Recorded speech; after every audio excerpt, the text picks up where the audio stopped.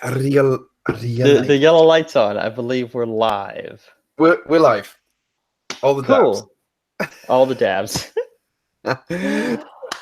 Welcome to Wi-Fi Friends. Yeah, this is exciting and a little bit different what we're doing today. We've talked a little bit on the podcast about our Dungeons and Dragons game. I've been doing a little campaign diary, and we thought it'd be fun to do a stream of our D&D game because we've been doing these one-on-one sessions of our downtime, our in-game downtime. And so Cameron's came up and it's like, well, we do a podcast anyway where we talk, so might as well just stream the game.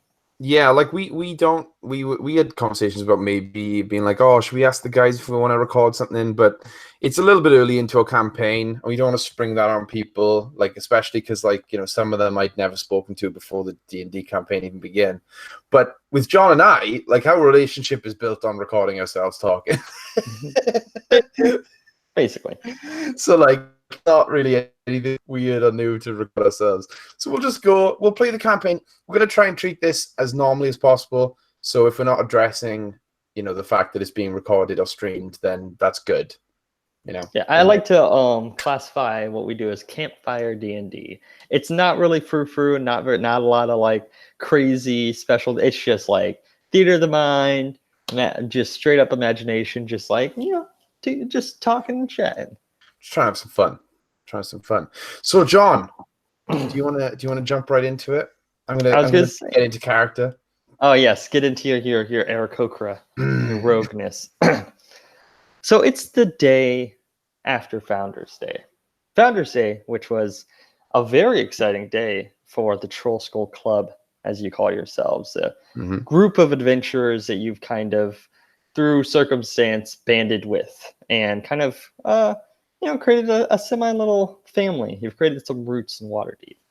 You guys were heralded as heroes of Waterdeep, heroes of the city, after helping to return 500,000 gold pieces that were embezzled from the city to its rightful owners. And the previous night, you fucking partied, man. You guys were doing shots, there were drinks, flying, like it was crazy. And you are nursing quite the hangover. What time is it? The disembodied voice that you ask. No, at this point, the sun is high in the air. It's around like 8 or 9 o'clock in the morning. Okay. If you had time to be able to look at that. Harvey's gonna roll out of bed and just like fall on the ground. Get up and just open the door. Look around. Have any of the other troll style kiddos left their rooms? The doors ajar or not? So actually, you notice Quick's room is open. Okay, I assume she's downstairs. And during a cursory, like just a glance as you're walking down the stairs, she's not in there, so she must be downstairs. And as you're heading down, you see Squall, who is this the Air Genasi bard that you had met the previous night, talking to Rainier Neverember. Now, Rainier, usually when you see him, he has this nice middle part that kind of like perfectly frames his face, his red hair. He is looking rough. His hair is just kind of like matted and like kind of cowlicked, and his clothes, he just looks like he's wearing just linens. And nothing's tucked in. He's just kind of leaned up against the counter, like wiping his face. Squall, however, looks almost like he's always put together. He has this very nice, tight-fitting robe. It kind of like sparkles. His hair is slicked back and kind of moving with this natural wind that seems to always encompass him. As they both kind of look up to you, like, oh, good morning. Oh, you, my friend, you know how to party. Rainier, it's good to see you. I'm sure you had fun last night. And why are you talking so loud? I'm talking normally. You're talking loud. Oh God. Squall kind of looks at you both. He's like, oh, you two are such lightweights. I mean, seriously. Your tiefling friend handles her liquor much better. I'm not surprised that she got it first. Squall, was it? I don't believe we've met sober. I'm Harvey. I'm sure we talked a lot last night, but I You're honestly quite can't remember. chatty. Quite chatty when you drink. You're our new bard, right? Is that true? Kind of looks at Rainier, and Rainier kind of gives him a look, and he's like, yeah, the offer I think was officially made this morning. I usually don't take too many handshake agreements while under the influence, but I think I've been looking to put down some roots and somewhere to hone my craft. So I think I might make this place a little bit of a home. Well, I gotta say, there's no better place to put roots than in Rainier Neverember. So you two have some fun. You see, Rainier just gets bright, like frustratingly red. As he's like, God damn it, Harvey. Listen, guys, you guys keep talking, you guys keep chatting. I'm going to get some breakfast, and I'm gonna walk over to the bar. Okay. And you have so at the bar is your another recent hire. With this collection, this fund that you guys have received, there's this dwarven chef who he has this mangy kind of orange hair that seems to cover his eyes, and this big bushy mustache. It's funny because looking at him, it's like, how can he see? Like, it looks like he doesn't have any field of vision, but he's just like chopping up vegetables and stuff with an uncanny speed. Does he look like the Swedish chef? Yeah, he's 100% the Swedish chef. 1000% the Swedish chef. Okay, well, if that's the case, I'm gonna say, Chef, it's so good to see you. It's so good to see you, Mr. Chef man. I forgot your name. I'm so sorry. What was your name again?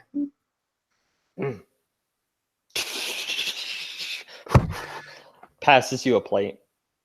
Ching, ching, ching, kind of just scratches his knives together. Thank you very much. I appreciate it. I'm gonna just grab the plate. He gives a little like tip of the hat and then continues.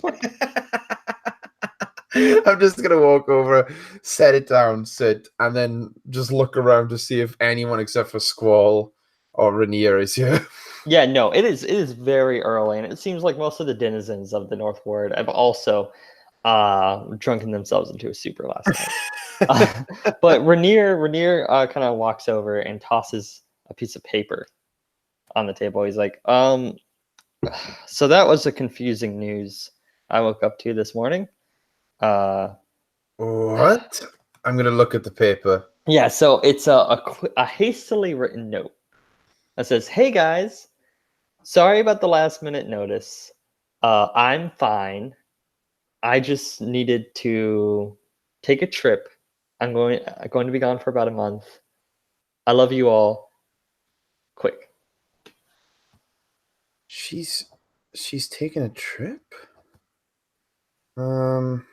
Okay, And sorry. Squall kind of walks over. He's notes. like, "I happen to be the unlucky fool who was awake at gods only know how early in the morning to see Quick off. She saw this horse and wagon going down the street, ran off after it, came back in a couple minutes later and said that she had to go. And well, I mean, I don't want to pry into anyone's personal business, but..." Did she say why or what the wagon was or anything? I mean, before that, she had me cast a spell to send a message to somebody, but the spell didn't go through. So I'm not sure. Okay, Rainier, has she mentioned wanting to go somewhere to you? Because I mean, she didn't say anything last night. I mean, she might have honestly said something last night, but we were all pretty fucked up. So, yes. I mean, I don't know, but Have you seen Bryn or Sundry anywhere? not this morning. I think they're still probably sleeping it off. Okay, well, I'm going to trust she's okay for now. She said, what, a month in her note? I guess. Yeah. And looking at the perusing the kitchen, it looks like she probably grabbed some food from here for the trip, which is great to know that the kitchen is just open for anybody to just take from. Listen, Renee, we know that you take food as well, okay? We all take a bit of something when you need it. True. It's the only way I actually take care of myself. Yes. Well, speaking of taking care of myself, I think I'm going to go out for a walk and maybe I'll check on someone who I was speaking to last night at the party and maybe want to make sure I didn't make a fool of myself in front of. Anyway, Renee, it's good to see you. Thank you for the breakfast, even though you did literally nothing like always. Fuck you. Fuck you too, Renee. And I'm just gonna give him a big hug. Yeah. So you head out for the day. I was gonna say, so depending on, so you sent me some of what your downtime activities you wanted to be. With the month that we have, we could be a little bit loosey-goosey with the time frame. Nice. So if there was something that you wanted to specifically get done in this day, we can do that. If not, we can skip ahead and do some stuff. It just depends on what you wanted to do. I think, I mean, like I said in my notes, there are some things that are not super roleplay heavy. Like I want to get a gift for Emmerich at some point, but that doesn't need to be roleplayed. I'll just, we'll figure out what I want to get him. I think I'll probably try and get him a new hammer or something. I think, talking to Red, maybe we can roleplay it, but it's just going to be Harvey being nervous and asking her a date. I don't know if she's going to say yes or not. That's up to you. But the main thing, I guess, is we can skip ahead to whatever's going to happen with regards to. I'll say, so if you wanted to visit Jeff, our goblin rogue that you've been had a little bit of a romance with. We could roleplay that part. Okay. Because Maceris. Anyway, okay. So you head to the dock ward, making your way. Are you walking? Are you flying? How is Harvey getting through? I think large city of Waterdeep. I think after last night, Harvey is going to take this opportunity to do what he doesn't do a lot, and he's just going to be with himself. He's going to walk, and it's going to take a long time, but he's just going to take in the city. He's planning on maybe taking a trip to see his mum soon, so he's going to appreciate the city while he's still here, and just kind of clear his hangover. Maybe he'll say hi to some people if they recognize him on the street, because he's kind of loving this new. Yeah, and you notice, like, as you're walking, especially through the North Ward, which is a lot of nobles, is kind of the higher end of the district. Especially at this morning time, there are a lot of the servants and the workers and the nannies, and everyone's kind of flooding the streets, heading to these noble houses. You do notice on your way through that where previously stood the Castellanter villa is gone. It's just not standing there anymore. The gate's gone. The entire household is gone. And you see that there is a crowd of people who are just talking amongst themselves and whispering, of just like, what's going on? Like, what?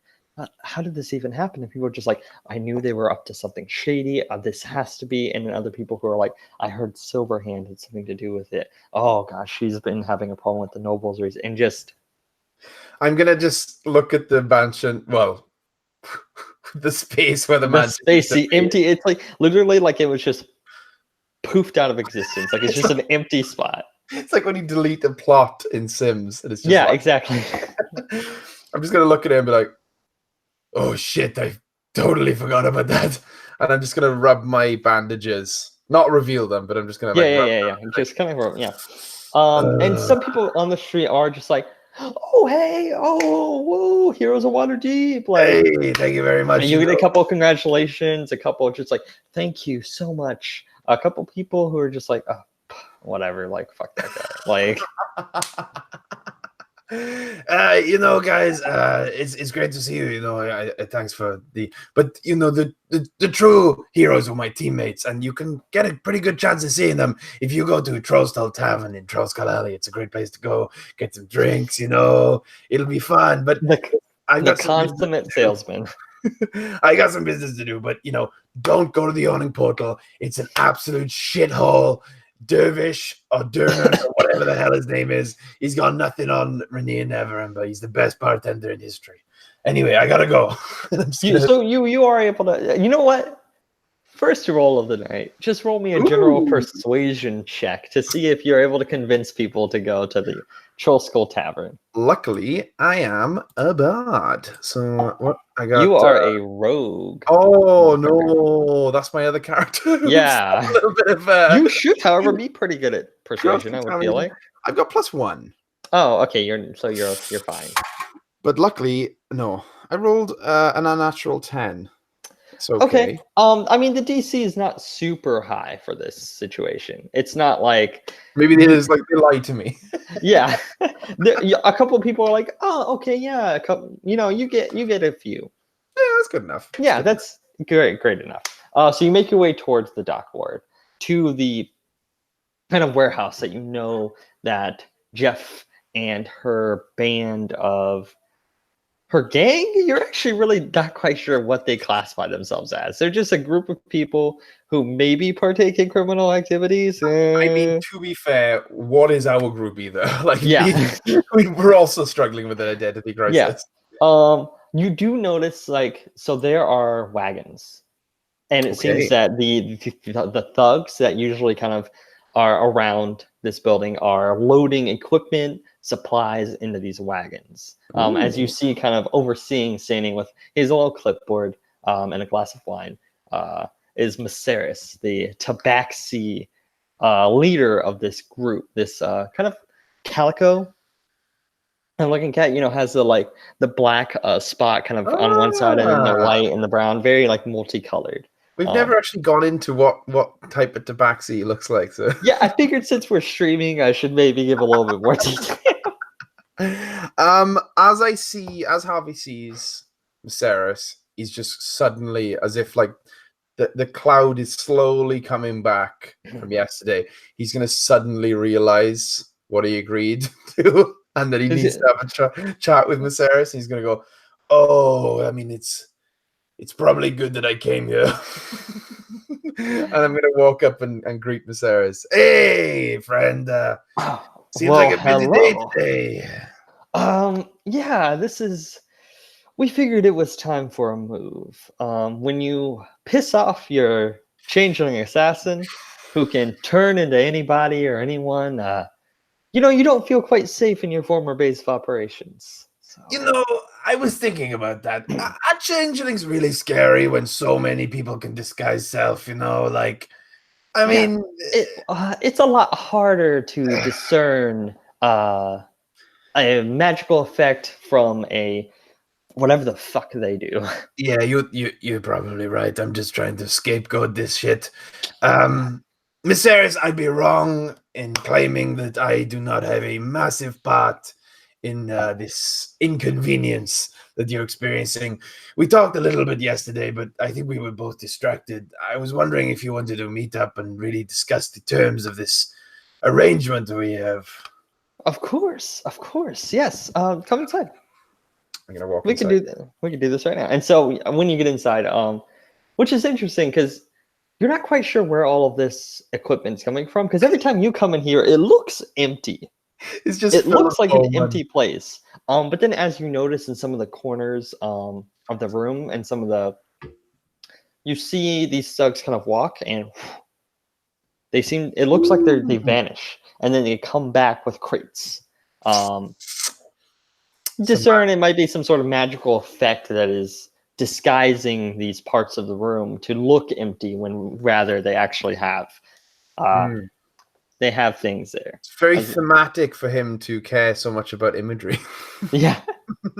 So Maceris kind of sit as his normal kind of dining room table that partakes the center of this warehouse. He kind of sits his glass down, sits his little notepad down. It's like, now, I feel I've been a bit unfair to you. It is not entirely your fault that the circumstances that made Vasir and me fall out.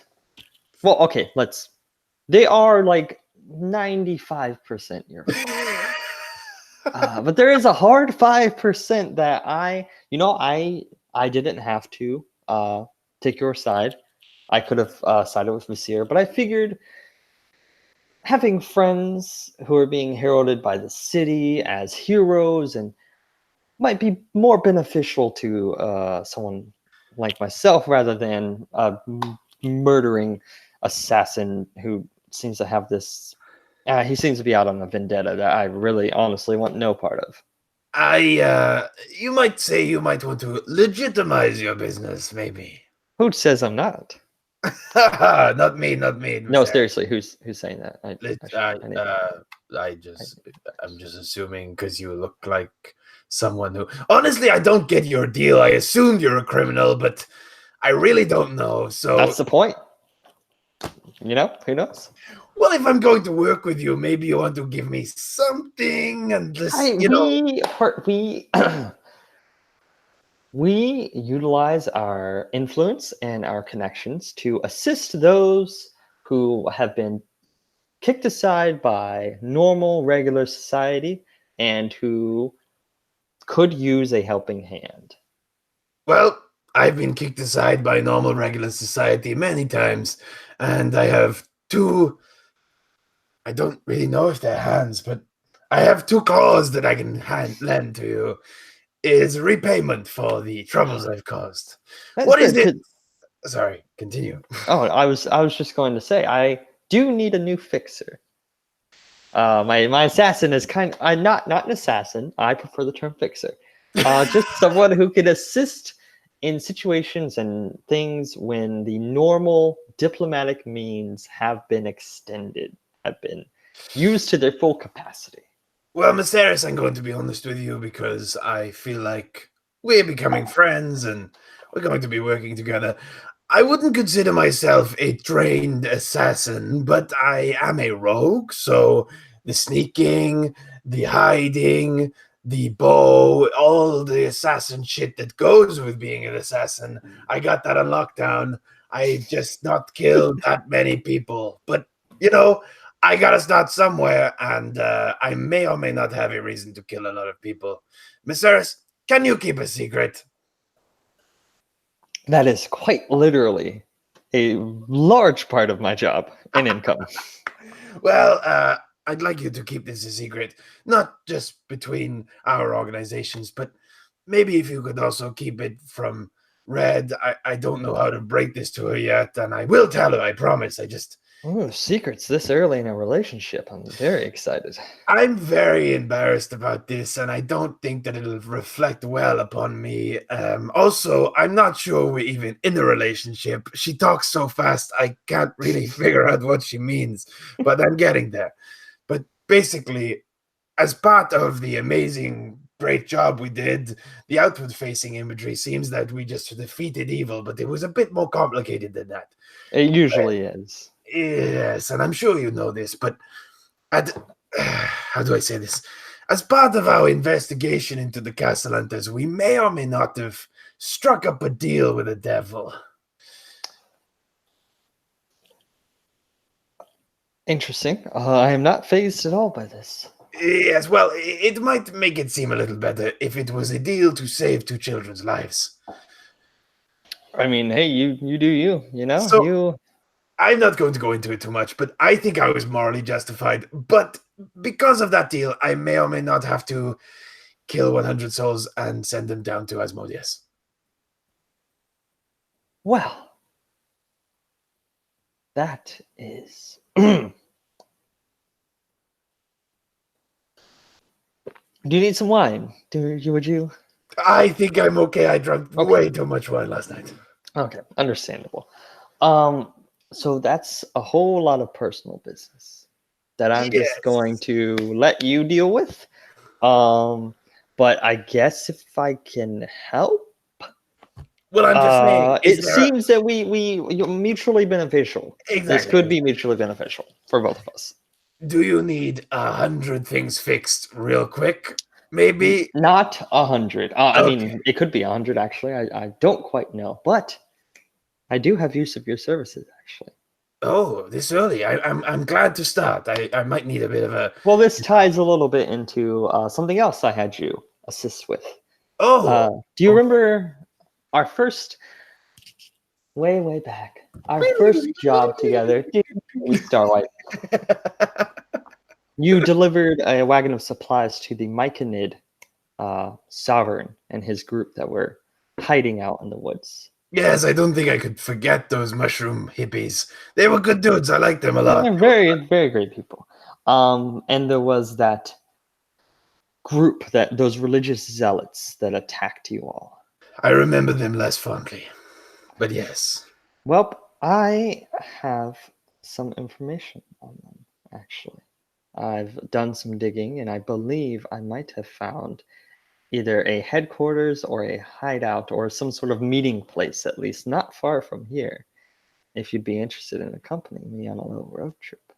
Well, Miss Harris, I was very worried about the type of people I'd have to kill about this, but those evil bastards, they probably deserve Asmodeus, so I'm well up for this. I think this will be good. I think this will be a good start to my killing spree that I must commit. I'm going to stop talking about We're it going to now. workshop it. We're going to workshop it. Yes. There's a lot of people in this warehouse that I wasn't thinking about when I had this conversation. Oh, yeah. And literally, like, as you kind of say that, there are just a couple of these thugs who are carrying, like, boxes of jewels and items who just kind of look at you like, and they kind of, and as it's funny because Masera sees one of these, he's like, oh, actually, he walks over and kind of starts digging through one of the boxes. He's like, oh, here we are. Runs over, and he's holding this, what looks to be like a flintlock pistol. He's like, I think this would be, it's broken. It doesn't work, honestly. But it looks like something you might be interested in. And hey, maybe if you know somebody, you can maybe get it worked on. But here is just a offer of payment. A broken gun. I guess I didn't really think that out very much, but it's a gift. We won't say payment. How about a gift? You know what?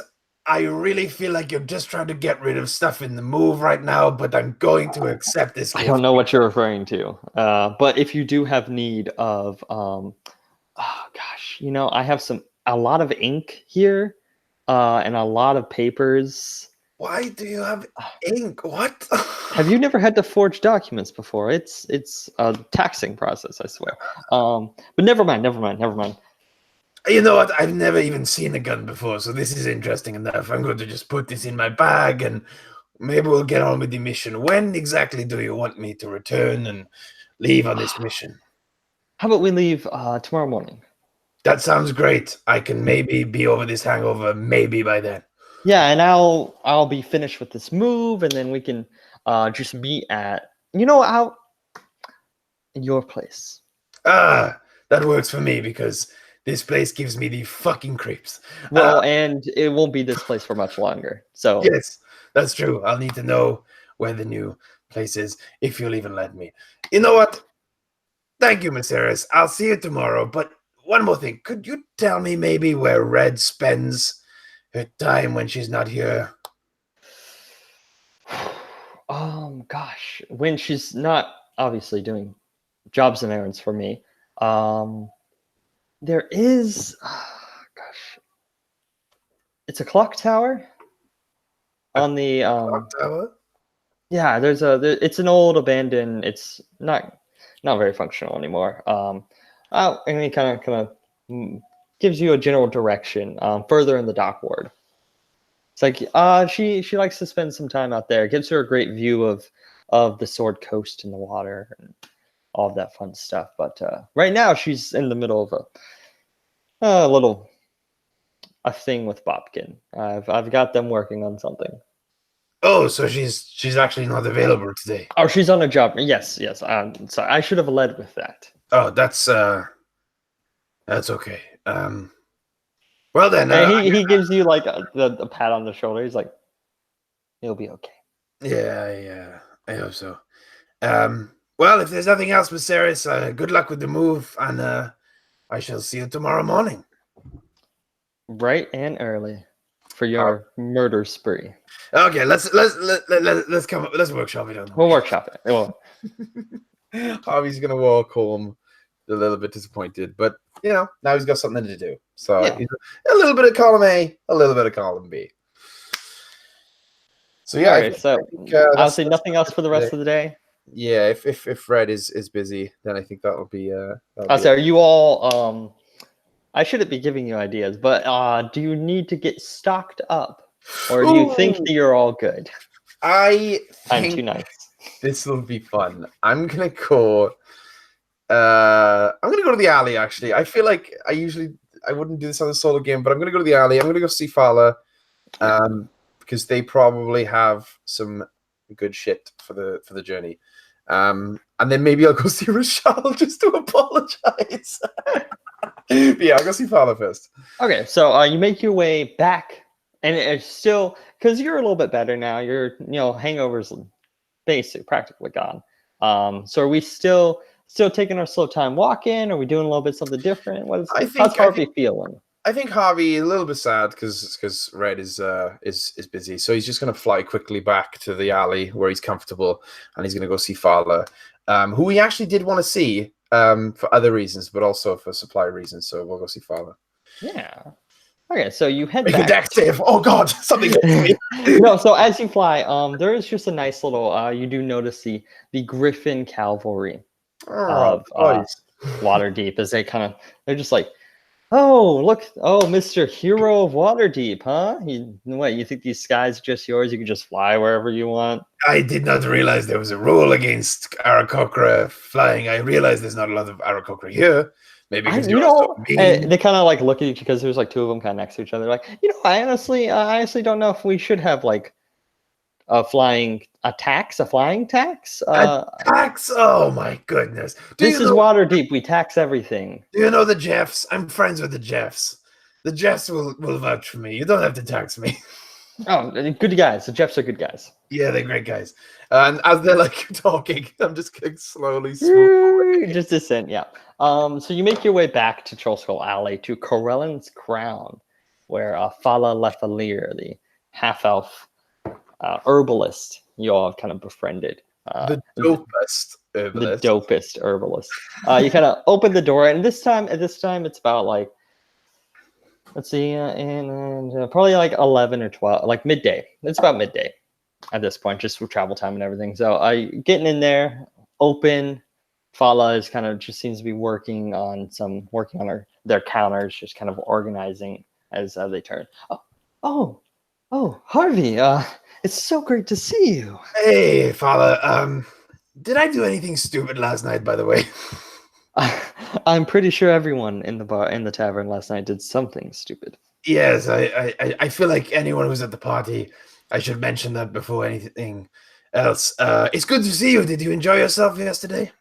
Of course. I always enjoy time with my friends, and Founders Day is always an exciting day, renewal, a chance for new things, and lots of alcohol. Yes, much alcohol. I'm sorry that I messed up that potion class yesterday. I hope your other students were pretty good. I had some who still. It's not the easiest thing in the world. It takes a lot of training and a lot of hard work, but the results can be quite fascinating. Yeah, well, Quick would make it seem that you don't need any training and you're just good at everything. But that is our little tiefling. She is quite the talented one. Speaking of everybody's surrogate mother, I was wondering if you knew why she went on a trip this morning. She just kind of ran off. What do you mean she ran off? She left a note in the alley, a very quick scribble note saying that she was going away for a month. I don't know why. For a month? Yeah, I'm inclined to trust her. She can handle herself. It's usually her who's saving us, so I'm not too worried, but it was weird that she didn't mention anything until now. Yeah. Gosh, I'm not quite sure. I'm sorry. Nothing at least coming to my mind that we might have talked about so many different things. I apologize. I'm sorry. I don't know why she'd head off like that, but she will be fine. She can take care of herself. Yeah, you're probably right. I'm just worrying a little bit too much. Speaking of worrying a little bit too much, I've actually got my own thing going pretty soon. Harvey, whoosh. Yeah, it's a side thing. I'm more repaying a debt. It's not surprising, probably, that I have a debt to pay. But I'm leaving the city soon, just for a little mission. Probably not for a whole month, hopefully. No, But gosh, I hope not. I was hoping you have any kind of supplies, potions, or buffs, or something that I can buy off you and will help me along my way and help me hopefully survive without the help of Quick. Of course. And they kind of go back to their counters and kind of pull out some vials. I'm kind of just tallying a couple things. Okay, I have on hand. I assume that you don't need anything to assist you in climbing, because Well, I have yes, wings. I do. You don't think you're going to be going underwater anytime soon? I think I'm fighting humans from what I remember, but yeah, let's just assume I don't go underwater. Okay, I assume healing potions. Healing would be great. Okay. I have one potion of greater healing. That'll run about 250 gold pieces, and about 2 regular potions of healing. That'll And be how about much are the 50 regular? each. 50 each? Yeah. So Yes. 250. That was not followed, by the way. 50 Followed is each. So that's 100. 350, I believe, just for all. 350 for everything. Let me have a look. Let me have a look in my pouch. I mean, you guys are fucking rich now. I think I gave a lot of it to my mother. Yeah, but remember, you do have 20,000 gold in just straight adventuring costs Yes. that you have saved at the tavern. It's a solo adventure. I don't know about the other ones, but I'm spending my own gold. I'm just saying, I don't know what you guys are going to buy to use all this fucking money up. I think it's like an insurance in case Rania does something break glass situation.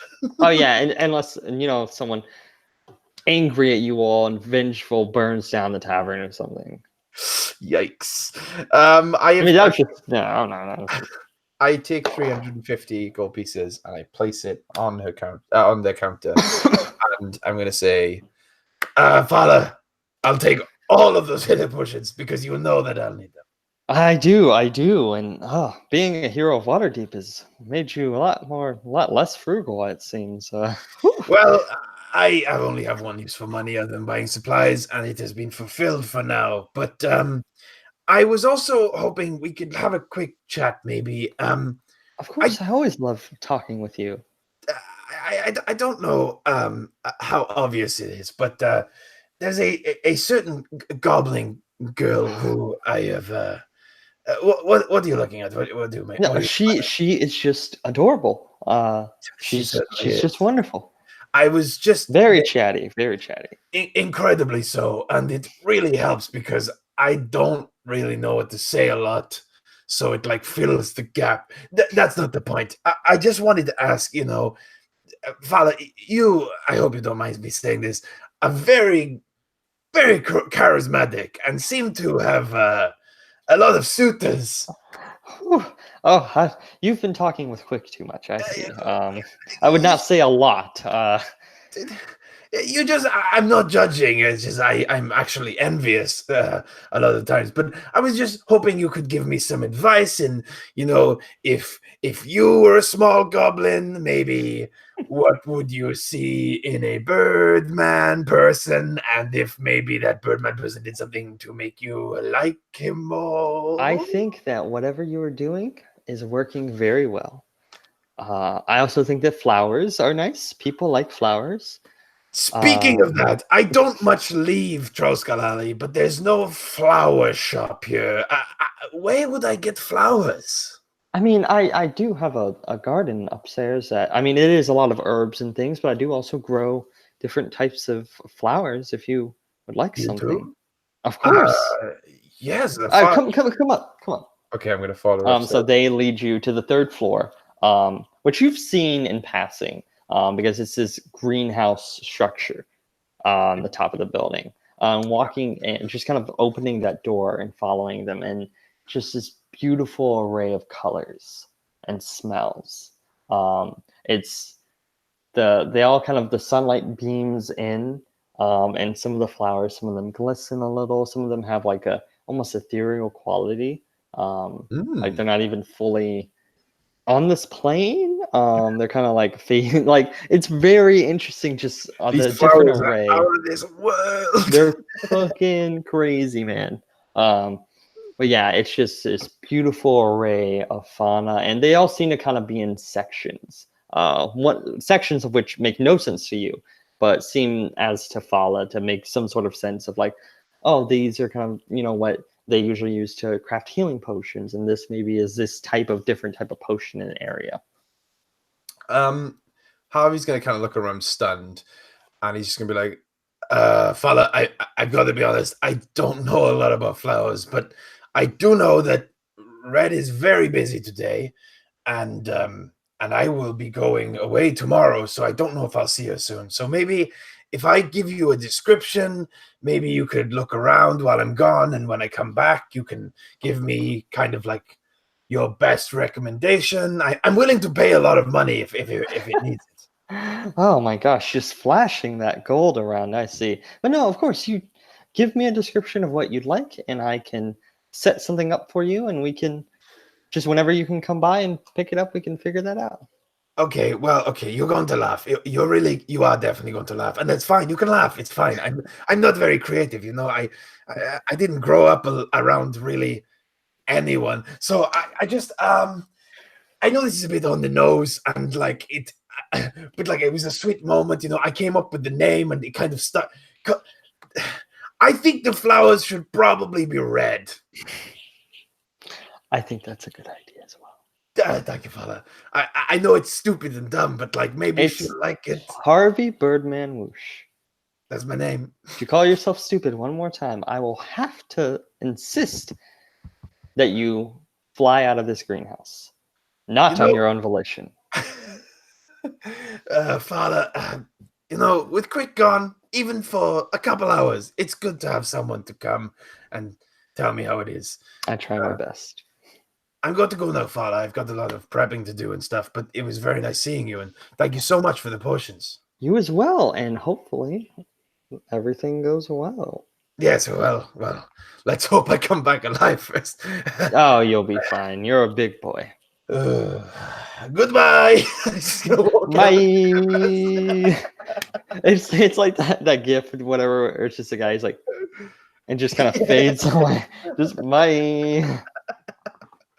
Okay, just real quick. I'm not gonna dilly-dally too much longer. I do want to go say sorry to Rochelle. Okay.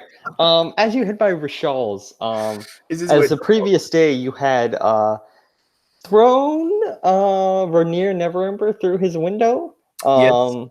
Of It was found the this day. God, what's it called? I have to think about this real quick. Nope. The Bookworm's Treasure. That's the one. This wizard's hat looking structure of magic items and books. It's literally shaped like a wizard's hat. I mean, except for the big fuck off hole. Except for the big, like, and it's, I mean, the window is kind of like a cylindrical. Okay. But yeah, it's just, you could see that Rochelle is working on fixing it. Part of it has kind of been reconstructed, but it's still not fully. I'm just gonna slowly approach like this with my hands in the air and be like, "Hey, Rochelle!" You just see the dragonborn. He just turns and he's like putting up some books and whatever, and you see the floating bookshelves that kind of adorn the walls of this. As he turns, he's like, I do not want to see you here ever again. Rochelle, and then just steam cartoonishly comes out of his nose. He's like, I don't know what I've ever done to you, and I do not appreciate you disrupting my shop, my business. I am harumphed. I am peeved, and I will not stand for this. Harvey's like stifling. He's trying his best not to laugh. He's like, listen, buddy, listen. Okay, it was, as you know, Founders Day, which everybody cuts a little bit loose. Everybody's a little crazy. I may have overstepped the boundary. Overstepped? I may have catapulted a teensy-wincy person into your store. He's a grown man. Well, listen, Rainier keeps himself in good shape. He's tight, you know. He's a toy boy. He's a toy boy. Toy boy. I could have catapulted any number of dwarves into your shop, and they would have made a lot of big mess. Listen, I understand the window's going to be expensive, and I have some earnings left over from, as you probably saw, I am a hero of the whole city now, Rochelle. I might have heard. Yes, so I just thought maybe if you give me a price, I can give you the money to fix the window, and we could just call it even. I profusely apologize for catapulting a man into your shop. He kind of looks around and kind of just. I think I could settle my differences with a small sum of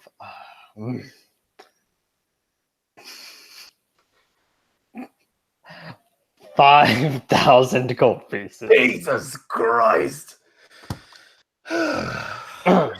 For the damage to my store, the emotional strain on my person, the bullying and malicious attacks on my character, and Rashal, you're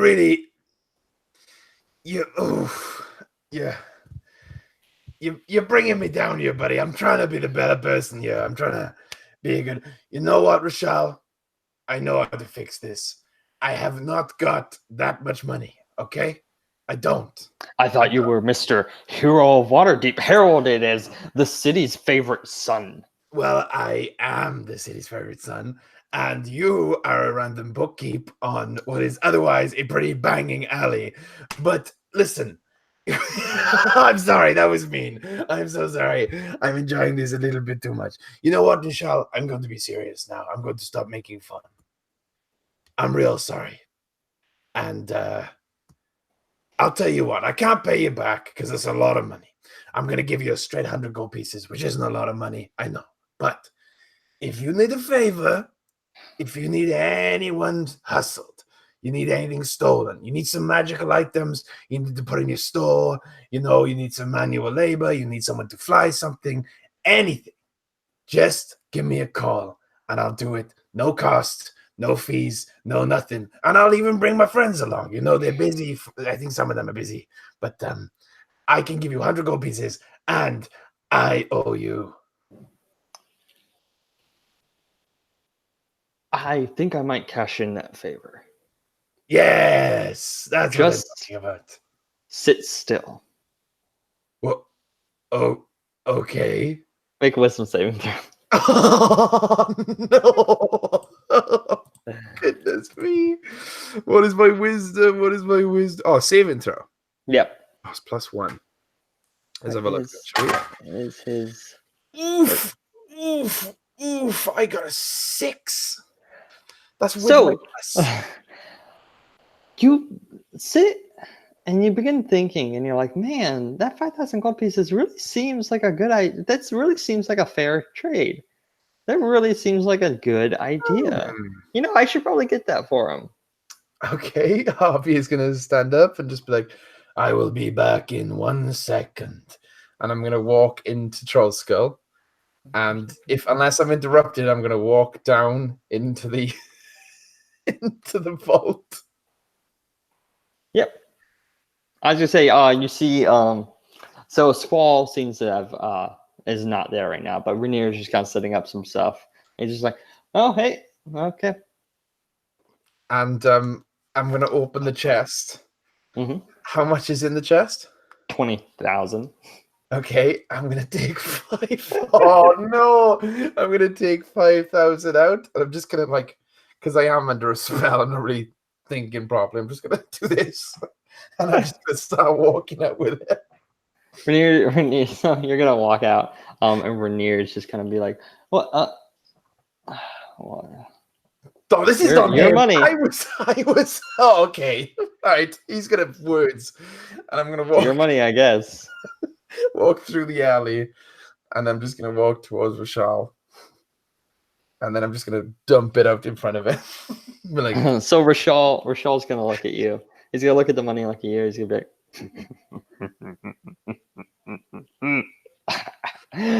oh, you can take it back. I just wanted to see if it would work. Does the spell end? No, so right when you drop it in front of him, the spell ends. What the? Rashad, you son of a bitch!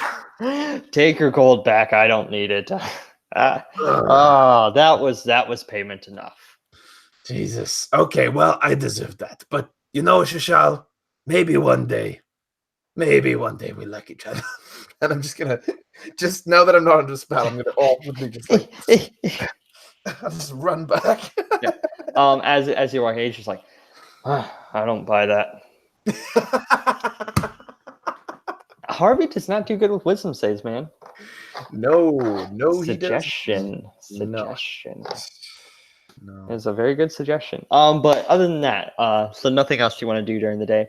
Nope. I think he's just going to chill out, nurse his whatever is left of his hangover, and just mentally prepare for All right. So the next day, and this you didn't do any heavy drinking the night before. Feeling pretty good. You're actually up, and your perch, kind of at the turret of the Trollswala. You could see Maceris. It doesn't seem that just a horse, 2 horses, a horse for you that he's kind of holding, and his own separate horse. Okay. You can see him kind of coming down into the alley. I'm going to swoop down from my perch, slowly glide down, and I'm just gonna land in front of him and be like, "Oh, well, Good morning. I am ready as fuck. Let's get this started. I wasn't sure if you'd need a horse. I know you can fly, but I would imagine that flying's like walking, and you would probably get tired at some point." Yes, well, do you get down on all fours and sprint everywhere you go? Fuck you. Okay, well, fuck you too. I'm getting on the horse. Okay. Get on the horse. So you guys make your way out of the city of Waterdeep. You are heading northward to the city. Well, it's a small town, actually. And Maceris begins kind of giving you a little bit of the description of the information that he currently possesses, that he has. You're heading to the village of Amphale. what was that? Antvale. Amphail. Amphale. AIL. Cool. It seems to be, it's a small village that is mostly known for providing horses and supplies and food for Waterdeep. And it's very much like a village that only exists to fuel this much larger city. All of their income and their stuff basically comes from the needs of the city. So if the City Watch needs horses, or they're bred and they're fed and they're trained in Amphale, if they need some sort of crops or anything, a lot of that they will get from this small village. So it's like a forward operating kind of Yeah, but in a rural area. Yeah, exactly. I'm going to turn to Maceris and be like, Well, that's all well and good to know where we're going, but I want to know, where exactly is it? Is it in the town? Are we stopping at the town to get more information? What's the deal? So from the information that I've been able to gather, it seems that there is a new church that has sprung up in this village. They call themselves the Acolytes of the Divine Flame. Very spooky. Super spooky. But it seems, just from the information I've gathered, that possibly this church might have connections or have been the leading cause of those people who attacked you and your friends at the Myconids, and also the attacks that have been springing up around the area against families of monstrous races, or however they want to classify us.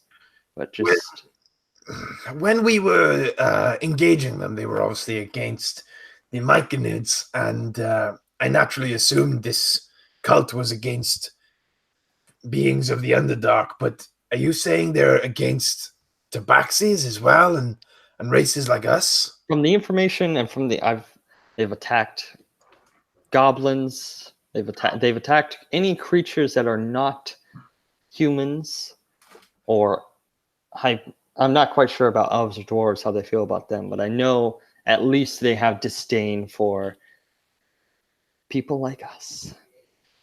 So basically, people that don't look at least a little bit like themselves. You could say that. You know, I was raised quite sheltered, but even I know this is a age-old fight. It never ends. I'm going to feel pretty good taking these few souls. I said I wouldn't talk. Gosh, that sounds very creepy when you say Very it. bad. You know what? Honestly, I keep promising not to bring it up, and then I do. It's very new, you know. When you get It's hard. It's hard. I understand. yeah, it's very hard.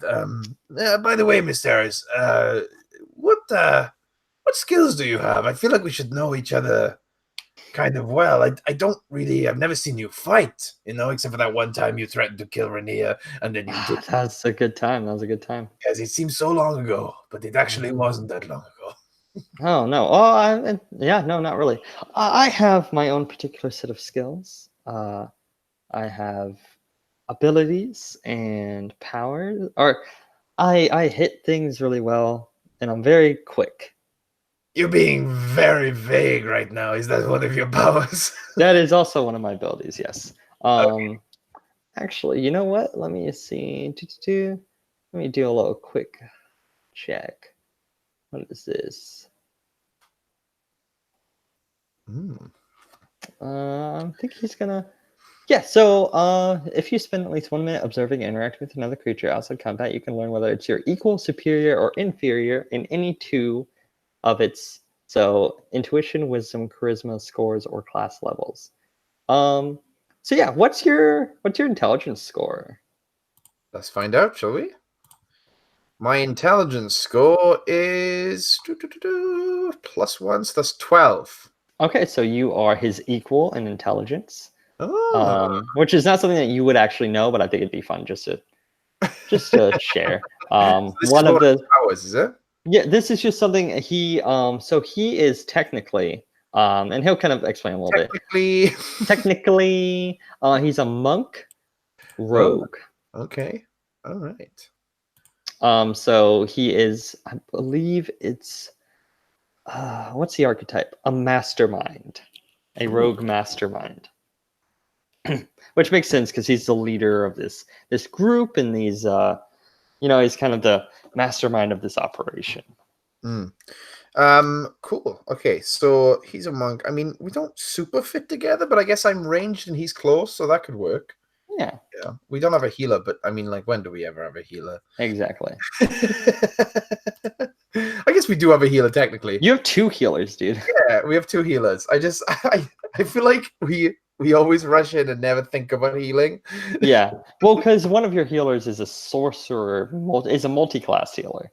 So she's just like guiding bolt, fuck you guys. All right, yeah, I think we'll just chat about nonsense, just kind of get to know each other as we. It's about half a day's travel to get to Amphill. It's obviously not very far because it is meant to support the city of Waterdeep. Before you reach the town, kind of a little ways off, and Sarah's kind of looks at you. He goes, "How do we want to play this? Do we just walk into this village as the most non-human looking motherfuckers in the world? Do we try to disguise ourselves? Do we try to scope out and maybe not directly enter and maybe see if we can find some information that way?" I love making a scene myself. Yeah, this kind of works because I don't like making a scene and I'm a rogue. So maybe we take those 2 plans that you have and we kind of mash them together. Hear me out here. We are basically the best bait we're going to find right now. I don't think we'll find any better bait than us 2. You're a monk. You like some close up, you feel a little bit defensive, you can get in. I am not. If they get close to me, I'm totally fucked.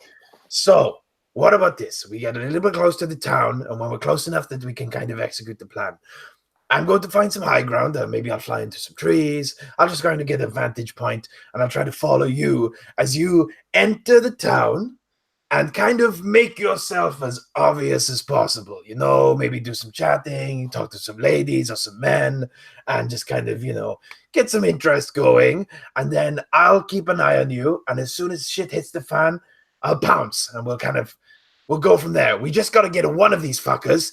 We'll interrogate him, and hopefully, when we interrogate him, we'll be able to get his base out of him. You know, based on some punching, some stabbing. But whatever you do, don't kill someone because I need to do that shit. But also because if you kill him, then we're not going to be able to get any information. If you get what I mean.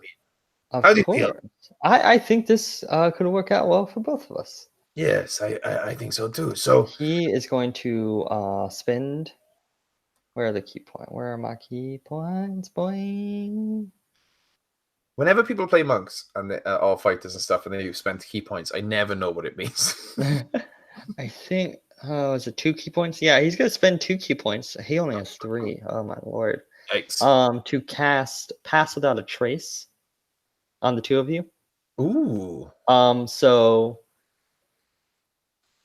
Oh wait, nope. Never mind. That's not gonna work. That would have worked. That would have been nice. So Pass Without a Trace would technically give you a +10 to stealth Whoa. checks. However, you have to be within 30 feet Well, of each other. So that's okay. I got +7. I'm a rogue. Yeah. So okay. So you guys get to a certain point. You're about like a couple miles out of town. As Mysteris is like, well, hopefully I don't die. yes, best of luck. I'm gonna. We also don't have a way to communicate with each other, do we? Oh shit! Usually, Quick does this. I can yell, just really loud, and hope. You know, I will. We don't have to communicate because I'll keep my eye on you. But if I ever lose sight of you, I'll just come running. I'll assume that something's wrong. Stay out in the open. Don't enter any bars or taverns as much as I know you wish you would. But just try to stay somewhere where I can keep an eye on you from afar. I'm gonna kind of hitch my horse, on a tree or something. Yeah. And then I'm just gonna look at him and be like, best of luck, friend. And I'm gonna go and just into the air. Okay. I'm probably gonna fly a little bit low to the ground, try to keep myself in between some trees and stuff. Yeah. And I'm just trying to find, maybe I'll have to roll for this, but I'm trying to find a good vantage point. Yeah, give me a perception check. All right. Let's have a look. Perception. I have a +4. That's pretty good. It's pretty good. That's a natural 20. Ooh, boy. Yeah, so using your Aarakocra vision, your keen eyes, you're flying around. You find a vantage point, kind of a high oak tree. And you can see, like, you get a pretty good aerial view. The forest is about like a good 25, 30 feet away from kind of the last buildings in the town. Okay, well, that's good because And then you're probably about like, say what, 40 feet, 30 feet in the air. Okay. It's a good vantage point. Yeah. Cool. I have a, 1 second. I have a flight speed of 50, so it'll take me about 2 rounds if it comes to that. And so as you're doing that, which is like 6 seconds. So, I mean, you're able to get there. Mysteris starts walking into the town. And kind of from your vantage point, you can see Mysteris kind of walking around just like, oh, hey, well, howdy there. Well, howdy, partner. You see some of the families who are, no one seems to be instantly reacting. It doesn't seem to be like a giant, like, oh my God, what is this thing? I keep looking at him. Yeah. He does. He kind of moseys around. And so you see him kind of talking to some people, and they point him a direction. And he kind of heads to this giant church. Ooh. This building that is on the outer edge of the town. So you actually, like, from your vantage point, it's I'd say it's about like 30 feet to the ground, about 20. Yeah, so about 50 feet away from you. Kind of on the outer corner of the town. However, you are starting to kind of, because some of the small buildings and stuff, the houses are blocking your vision of the entrance of this place. Okay, well, seeing that he's kind of identified the church, I'm going to try and move. It's going to be really hard. But I'm going to try and stealthily move onto the church. I'm going to try and kind of perch onto the church. So basically, like, if the town's like this, mm-hmm. like the church is like on this corner, Yeah. And you're kind of off in the woods here, so you can kind of fly and perch yourself. And I'm doing this trying to be stealthy, so I don't want Yeah, so roll me a stealth check. All right then. See, I'm trying to really lean into this whole rogue business, especially Your after I, class, you know? yeah, after I mix myself up with a bard. Ooh. Okay, maybe my plus will save me here. I got a unnatural 10. Okay. So you fly to the top of this. You're going to the top of the building just so you can get like a Yeah, I'm edge gonna view. try and kind of like perch, so I'm just like looking to the front of the building, looking at Maceres as he approaches. So you see Maceres walking up, and he's talking to these two robed figures. He kind of pats one of them on the shoulder, just like, "Hey, buddy." And then you just see Oh shit! into the church. I'm gonna go. I'm gonna fucking go down. I'm gonna try and chase him. Okay. Try at the door. Sorry? So you try at the door and you feel a little Yeah. give. Give me a strength check. See if you can, because it seems there's someone they haven't gotten the lock, the like beam on yet, I but they see. seem to be holding. They're like holding against it. Just normal strength, is it? Yeah. Okay. Oh, that's only an 8. They roll. Well, actually, what's their plus? Let's see. Nope, +0. So they rolled a 7. So you're able to kind of get the door a little bit open as you see Maceres, who's kind of looking at you like, "Oh, hey." As he's kind of in the hold of one of these, but coming inside, you see 3 of these robed figures, and then one who's in this large, this like white robed with this kind of like plate over, and he has this symbol of this fist covered in flames. Oh, shoot. He's about 50 feet away from you at the front of this church. It's kind of like a classic, like very like southern town, like it just has some pews and a little Not trying to make any a little pedestal. comparisons. So you're about like 5 feet. There's a cultist. A cultist next to you. Maceres is about like 20 feet diagonal to the right. And then there's a third guy who's about 30 feet away. And then the last guy's 50 feet. Okay, let's say then. And it's under roll initiative. Oh, of course. Yes. Sorry. So let's see. Maceres got a 9. I got a 11. Okay, all right. 11. Let me see. What did they get? The mage got a 17. Is that the white road guy? Yep. Okay. And the cultist got a 7. Okay, so you got an 11? I did, yes. 11 Harvey. Sarah's cultist. Okay, so the mage, the white robed man, is going to go first. And he's going to kind of look, he's kind of at his pedestal, going to look at both of you and say, well. Now, usually we have to go and hunt you creatures, but coming to our front door, we are blessed today. And let's see, what is he going to do? What does he want to camp? Nah, he's nope, those are all way too gonna murder everybody. You know what? He is going to cast Magic Missile. God damn. And so those 2 of them are gonna go for you, 2 of them are gonna go for Maceres. And that's just an instant hit. So that's 2 points of damage to Maceres. Not too bad. It's only a D4. I was really matching myself. Does it increase with levels, is it? Yeah, I believe so. Oh, cool. Yeah, because 1d4 plus 1. Okay, so sorry, 3 points of damage and or 5 points of damage to you. Ooh, good job. We leveled up in the last sesh. I know, right? 5 points of damage. Okay, that's fine. Oh, sorry, never mind. That would just be the 4 points of damage. Okay. Because it's only three rays. and I rolled 4. So. Oh, I see. I see. And he's gonna stay where he's at though. Harvey, it's your turn. You've got one cultist right next to you because you kind of opened up that door right on him. And then Maceris about 20 feet away from you, and then there's a 40, 30, and 50 feet away from you. Okay, I am going to pull out both my swords immediately, and I'm pretty confident that Viserys knows what he's doing. So I'm not gonna. He doesn't look like he's sweating this. Yeah, I'm okay with him. So what I'm gonna do is I am gonna pull out both my swords, and I'm gonna double it to weapon fighting the I'm gonna call him road figure 1, the guy who's the closest to me, the guy's right next to me who's holding the door.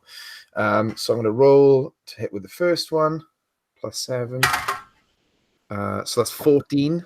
That'll hit. Ooh boy. Okay. And you can tell they're just wearing like leathers. Yeah, nothing too well. You'd know this. Not too high of an AC. And then it's 1d6 +4. Ooh boy! Yeah, that's 10 damage. 10 damage as you just.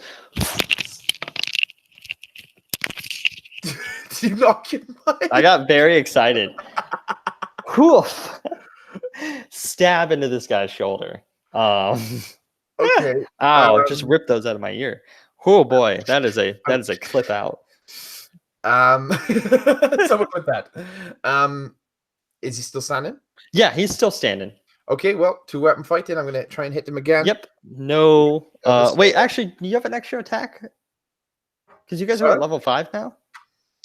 Do you get extra attack at level 6 or attacks per turn? Action 1. I've still got 1 action. Oh, okay.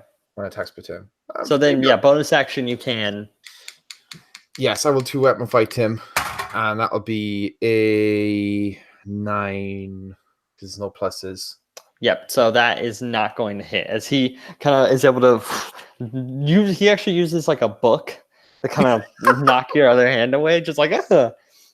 He's gonna John Woo me. Yeah. Is that it?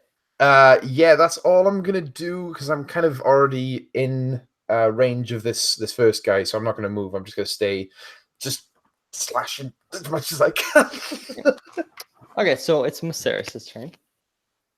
Maceris is going to. What is it? Maceris is still kind of grappled, so he's going to do an acrobatics check to escape the grapple. Come on, Maceris. 18 plus 9, so yeah. He kind of like does this cool like backflip, like kind of flips out, like stands on the guy's shoulders and hops back down. And then he is going to, let's see, how many, let's see, because that was his action to do that. Bonus action. Does he want to use a key point yet? Now he's going to bonus action disengage from the guy, and then use his 40 feet of movement to start running at the guy at the end. Oh, wow. Okay, he's going straight for the mage. Okay. Yep. And that's going to be the end of his turn. It is the cultist's turn. Oh, no. So the guy next to you, let's see. He's going to make 2 melee attacks with his daggers because, actually, no, he is going to cast Inflict Wounds. What the fuck? Okay. Let's see. Inflict Wounds. 7 plus 8, 9, 10. Nope, 10. He's gonna miss actually. So you see his hand crackle with this green energy as he tries to touch you, and you actually recognize this. You've seen Quick do it before, and so you kind of dodge out of the way of it, knowing like, oof, I don't want to get hit by that. Yes. Okay. Let's see. The cultist number 2 is going to. Let's see. He's going to cast Sacred Flame at you. Okay. So give me a Dex saving throw. Mm-hmm.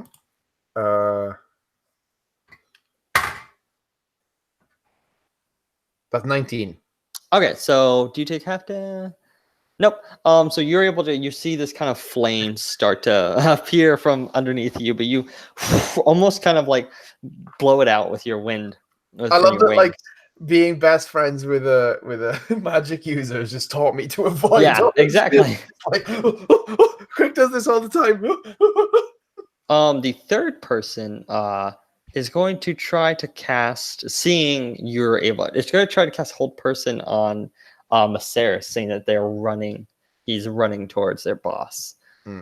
So wisdom saving throw for Maceris. Oof. That's a 5. Yikes. Yeah, so he just stops in place as he's running.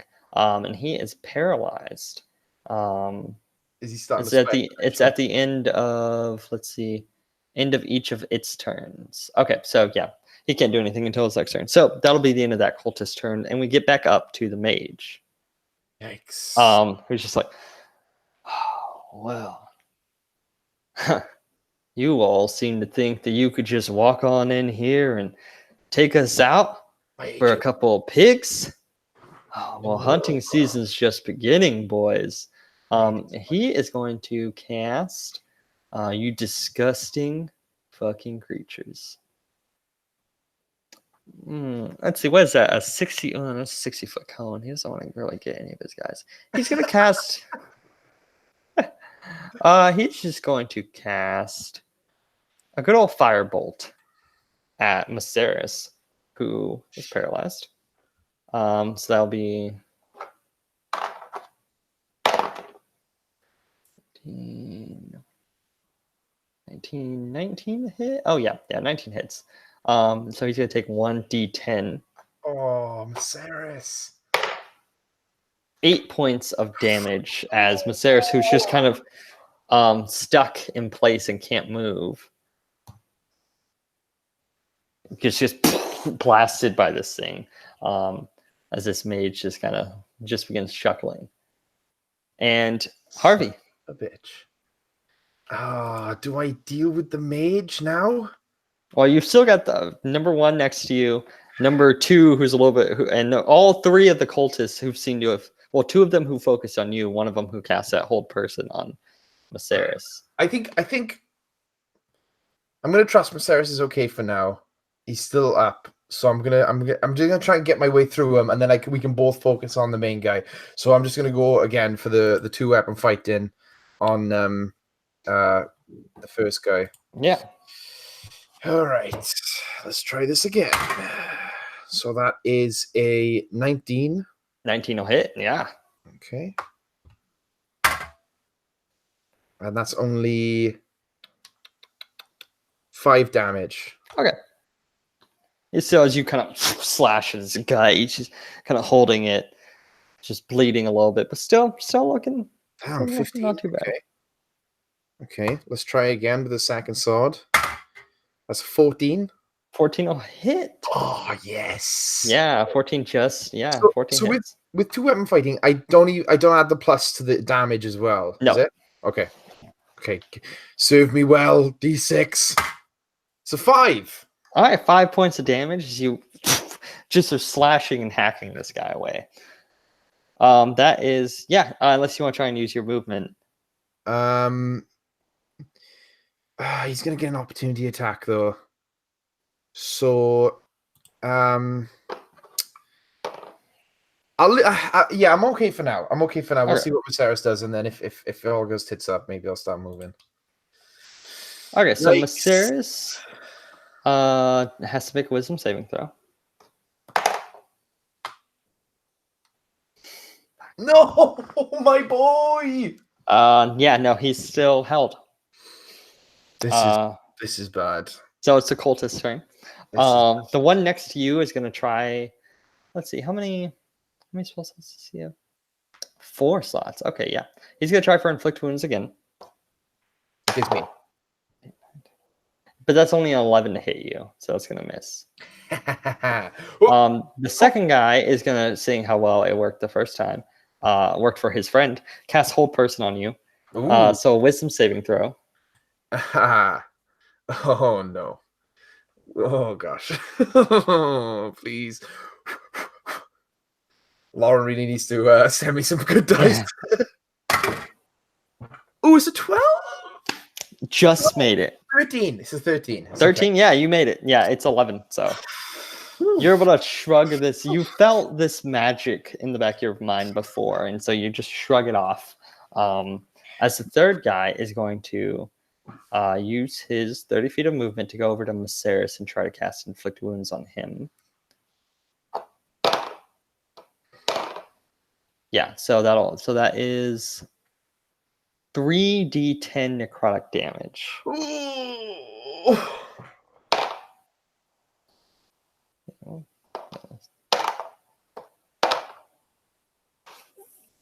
15 points of damage. Is he up? Oh no, yeah, he's good. Oh goodness me! He just kind of walks over and clutches Maceris' shoulders, and this necrotic energy just like veins like start getting black, and this green energy just pulsates through his body. Okay. He's still doing good though. He's still fine. Okay. And it is back to the mage's turn. Who's just looking at this situation. He's just like, well. Oh gosh, I should really just get back to working on my sermon. I mean, I really don't think I have what it takes. Fucking hate this dude. But I do love getting my hands dirty. What does Ice Star do? That is a 20-foot cone. He's gonna get impatient and kill all his dudes. Yeah, no, he's gonna cast Firebolt again, but this time at you. Oh, bring it, bitch. But you've seen this spell a lot. This is a quick specialty. And you just kind of anger and rage feeling, and you dodge out of the way as he misses. And it's going to be your turn. The best offense is a strong defense. You know what?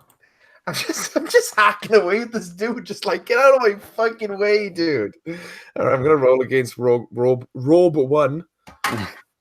And that is, I think it hits because it is a 15 plus 7, so that's yeah, that'll hit. A natural 20. You don't get any advantage or anything on that, do you? It's only if it's a natural crit. Yeah, no. Okay, cool. Just checking. I know D&D. Yeah, you don't try to sneak attack at all, man. You don't ever try to. I know. I mean, you don't really have much of a choice now. What am I supposed to do? I burst into the church. I guess I could have snuck around the back. I didn't think. Okay, here we go. That's 5 damage. Okay. He's looking rough now. He's just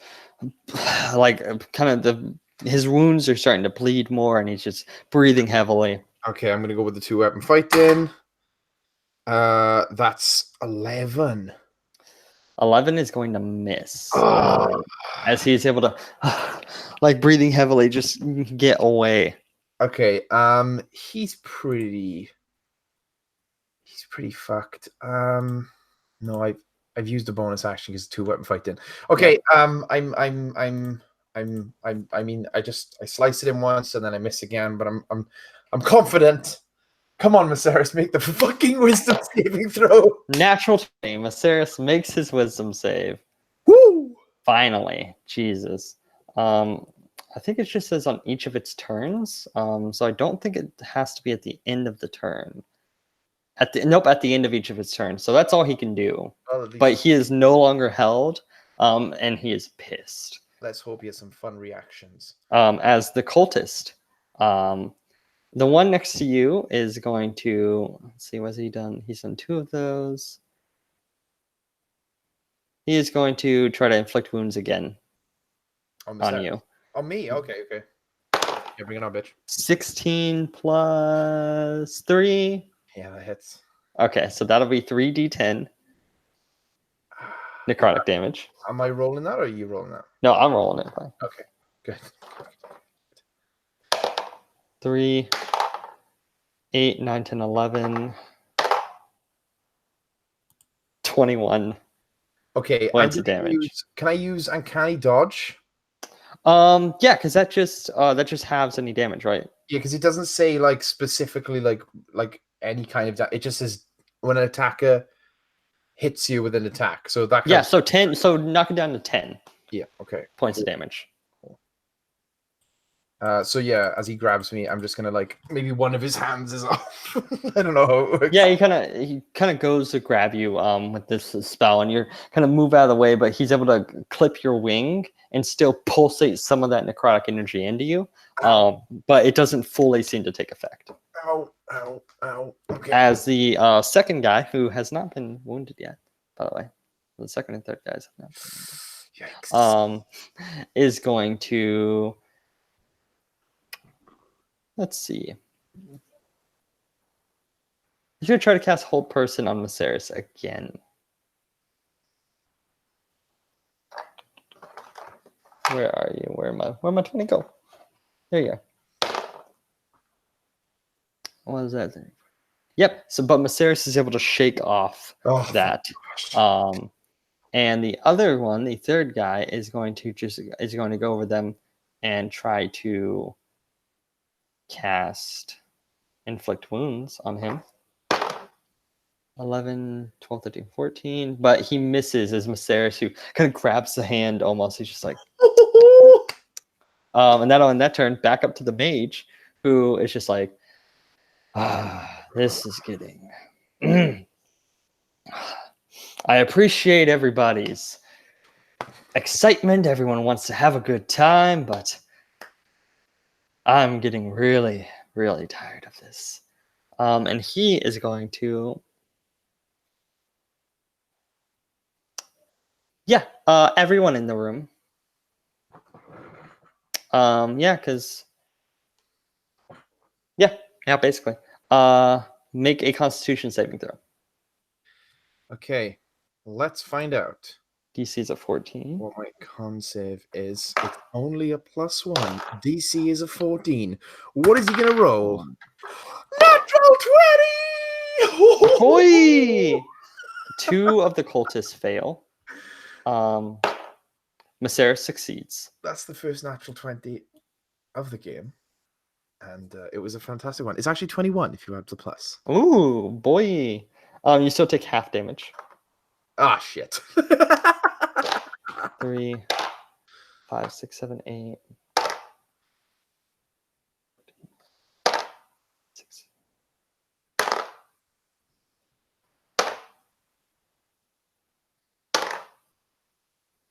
How many fucking rolls? So that is 36 damage. So 2 of the cultists, so he blasts this cone of cold and ice energy. So was it 36, right? Yeah. So half of that.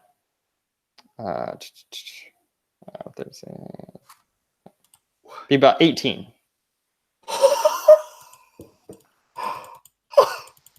I am down to 1 hit point. Yeah, 2 of the cultists are dead. Is one of them the guy who's right next to me, or like a couple? Actually, no, all 3 are dead. Oh no! Yeah, because the one who saved was the one who's next to you, and even half damage, he still gets killed. Viserys takes 18 points of damage though, because he saved. Oh, actually, because he should also. Yep. He also has uncanny dodge, so he's gonna half that 18. Wait, can I do that too? Oh, I believe. I don't know. Yeah, use your reaction. This is the next phase. Next turn. Yeah. Okay, so yeah. 18. So half of 18 is 9. Is 9. It's only 9 points of damage. Oh, thank God. So +9. So you're much better now. Oh. But so all of the cultists have just kind of frozen and collapsed as this mage is kind of at the front. He's like, and at the end of it, he kind of looks, he's like, well, there's always more. And it's your turn. I'm just gonna fucking fire a fiery fucking bullet. Yeah. Goddamn head. Oh, son of a bitch. Right, we're rolling now, boys. We're rolling now, boys. That's an unnatural 20. That'll hit. And it's going to be a 1d8 plus 5. That is 6 damage. God damn it. Wait, roll the fire damage. Oh! Remember? I did not homebrew this dope bow for you not to use it fully. So it was what, 5 damage? Wait there. I'll give you the full max Okay. now. That's 9 points of damage. Okay, 9 points of damage as this arrow sinks into his shoulder, and the fire kind of starts crawling. He kind of rips it out, tosses it on the ground. This is going to be fun. Viserys, you're up, boy.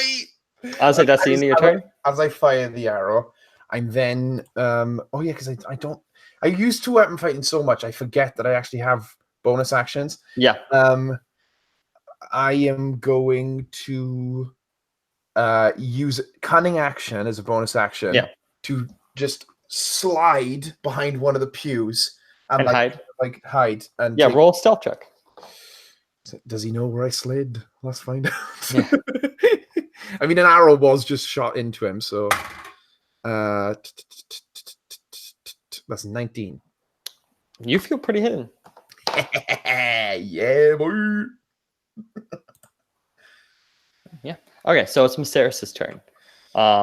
Viserys is going to, let's see, use his 40 feet of move. Let's see, what does he want to do? Yeah, so he's going to run up with his 40 feet of movement. Kind of run up, use his quarterstaff to leap into the air. And land, do, that is 14 plus 9. Yeah, that'll hit. So 1d8 plus 4. 8. Jesus. So that's 12 points of damage. As he kind of whacks this down on this guy. He just dealt 12. Wow. And he's going to, Viserys is going to go for his second attack. Okay. Quarterstaff again. 14 again, so plus 9. Nice. 1d8 plus 4 again. So that's 3, 4, 5, 6, 7 points of damage as he kind of hits this guy twice. Viserys is going to use a key point. Oh, Viserys is kicking the shit out of this dude. And he kind of puts the quarterstaff up to do flurry of blows. Just 2 more hits.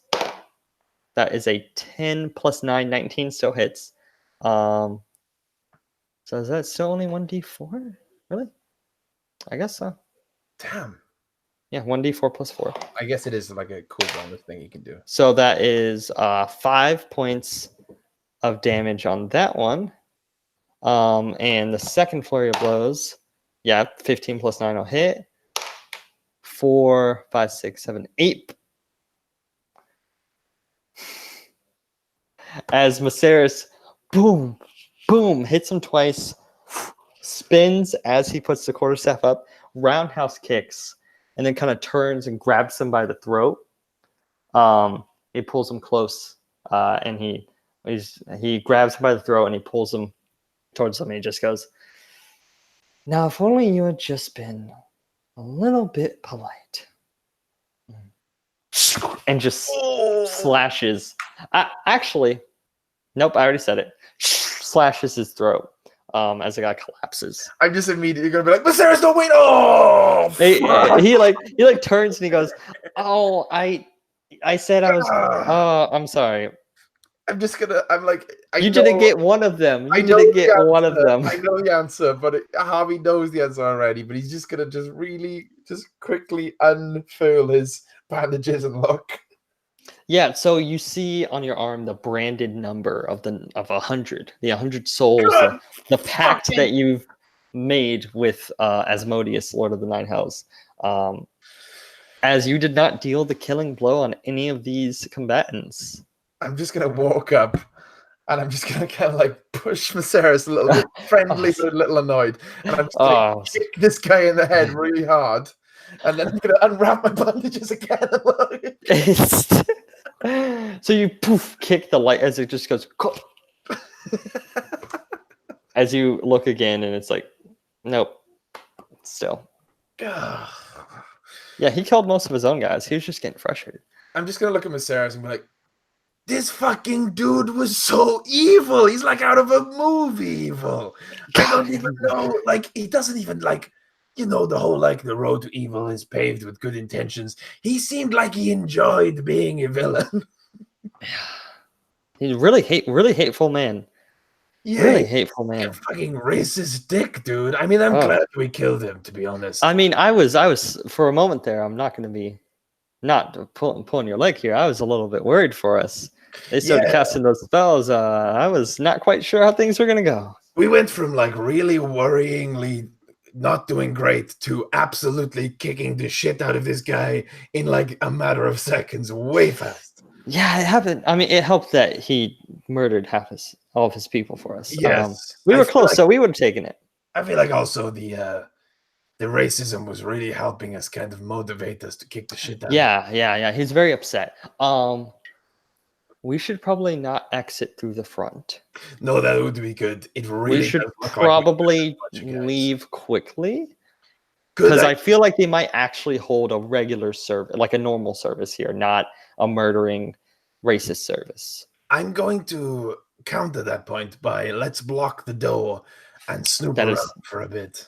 Okay, so you and Viserys grab some of the pews and kind of stick them up against, kind of blockading the wall. You want to just take a short rest?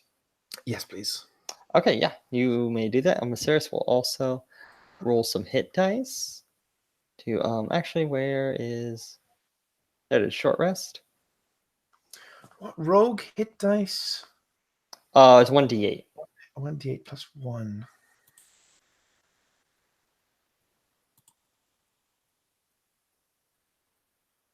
Okay. 1 sec. Oh wow, I recovered. Wait, how does that make sense? 1d8 plus 1. Let me roll that properly. Short intermission. 7. Boom. 5, 6. How many hit dice is he? Oh yeah, he has like 3 hit dice. Monk. Yeah, he's good. Just do. What's he doing? 7, he's healing up. Yeah, he's doing the same thing. He's just rolling hit dice. Oh, because of the short rest. Yeah. Okay, I'm going to. So he's just kind of like looking around, checking a little bit of the room, seeing if there's anything of interest. I'm going to toss him one of the regular portions of healing. Is that what it's called? Yeah. Yeah. I'm going to toss him one of those. I'm also going to drink one. Do you know just 1d4 plus 4, I believe, is potion of healing. Okay, so that's 5 points of damage. That's okay. Oh no, it's 2d4 plus 2. Sorry. Cool. So that is 1, 5, 6, 7 more points of healing. All right, cool. And he is back to healthy. He has 68 hit points, by the way. Jesus, criminy crickets. I need to consider who I give my potions to. Well, now he's at 62, but okay. He was at like 20 or like 30. Oh wow. Yeah, he did like 38. He got like half. I'm on 24, but I think that's okay for now, just because I want to keep that other portion just in case. This has been much more fun than any of the times me and Vasir did anything together. Mostly because we wouldn't do anything together. He would just run off, disguise himself as some person, whatever, murder somebody, and come back with their head, and that's not fun. Sometimes the easy path isn't always the right path. I learned that from a wizard I met one day. He was pretty cool, but then he fell out of a tower. Anyway, I'd like to. Well, Harvey would like to search the church for. Give me an investigation check. Investigation check, and I can during that time frame make up whatever you find. Evidence. Natural 20. Boy, okay, so yeah, you find some very interesting books. They seem to be homemade, and they tell of this divine fire that is going to cleanse the world. That humans are the rightful holders and heirs of the fire. That the first human still was gifted the flame by divine deities, and is supposed to use that flame to extinguish the world and basically create a world where humans are the only, and they are the prize and top of the food chain. So very just like disgusting things written, even like, but this is like strictly not humanoid creatures, but humans specifically. They don't get elves, dwarves. Wow. They just fucking hate everybody. This is gonna be real easy to get everyone on our side. You find some regular leather and some plate armor. Nothing too exciting. You find some gold. Ooh. You find about 25 gold pieces. Okay. And about like 15 copper and 2 silver. It's from all of them.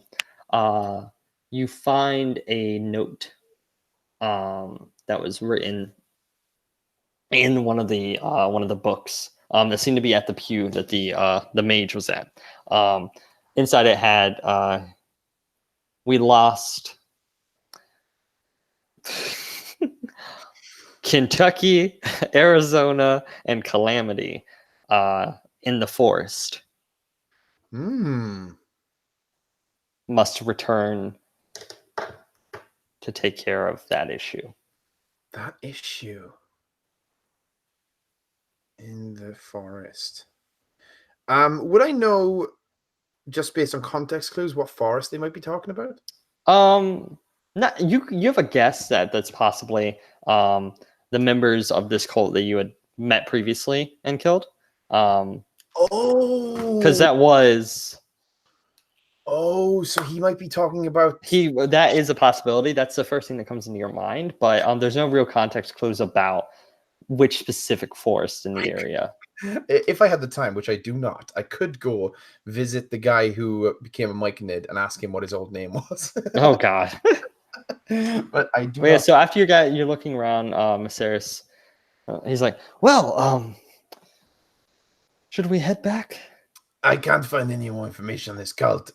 I hope this is their main headquarters and we just fucking eliminated them. But yeah, I mean, I believe this is. They didn't seem like this giant organization, and they just a few outcroppings of dangerous people with a rhetoric that, if spread, could possibly make our lives a lot more difficult.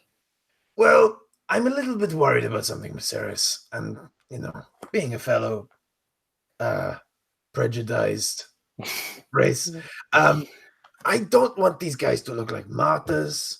So, is there any way we could get rid of these bodies? I don't know what we could do. Make them go missing, or we could just burn down the church. Fuck it, let's burn the church down. Okay. And you do see that there are some torch lamps and stuff inside. Maceris just walks over, starts kicking them over. Okay, I'm just gonna go around kicking them as well. And he kind of lights up a torch and drops it on the mage body. And he's just like, okay. And he just runs through the back window. Fuck it, and I'm just gonna fucking fly after him. Okay, you guys make your way. Kind of trying to go through the outer edge of the forest, making your way towards the horses that you guys had tied up. You see as the flames begin to rise higher and higher, the church burning down in the distance as you mosey your way, horse and all, back towards Waterdeep. Damn. As Maceris, you guys make your way. Nothing too crazy happens. Make your way back to the city. It's nighttime. He kind of looks at you. He's like, "Well, Harvey, I believe this is the start of a wonderful partnership." Maceris, I'm not gonna lie, I enjoyed that way more than I thought I was going to. It was quite a good time, wasn't it? I'm quite literally devastated that I didn't get anywhere on this fucking curse. Hey. But we got to kill a racist, and that's always good, because he wasn't even like that, ooh, maybe we can change his mind racist, maybe we can, wokeify him. He was straight up an evil dude. So no, he did not care for anybody or anything. He straight up killed 3 of his own people. Who does that? You know, I'm sure you had your reasons, and I'm sure they were good reasons. I will do everything in my power to make sure that we can get you out of this horrid deal. I appreciate that, Viserys. Of course, I think this is going to be the start of a wonderful partnership. I'm just gonna smile at him and I just be like, And then, so as you got, he stops the horse and kind of looks out to his right, and you see the abandoned clock tower. Oh, I'm gonna continue my night. wait, shit! I don't have the fucking flowers. Oh, And Masera sleeps. Harvey's gonna spend what's probably like a good 10 minutes just debating whether or not to go home. Fuck it. And I'm just gonna get down from the horse and I walk over to the door. I'll say so. Yeah, so you go to the door and there's a giant chain and lock on it.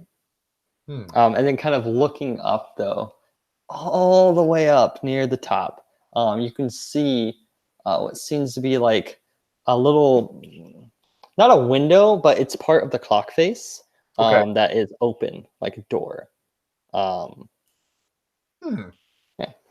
I'm just gonna look at it and just be like, and I'm just gonna fly up. So you fly up. But I'm not gonna like look in the window. I'm just gonna kind of like try to.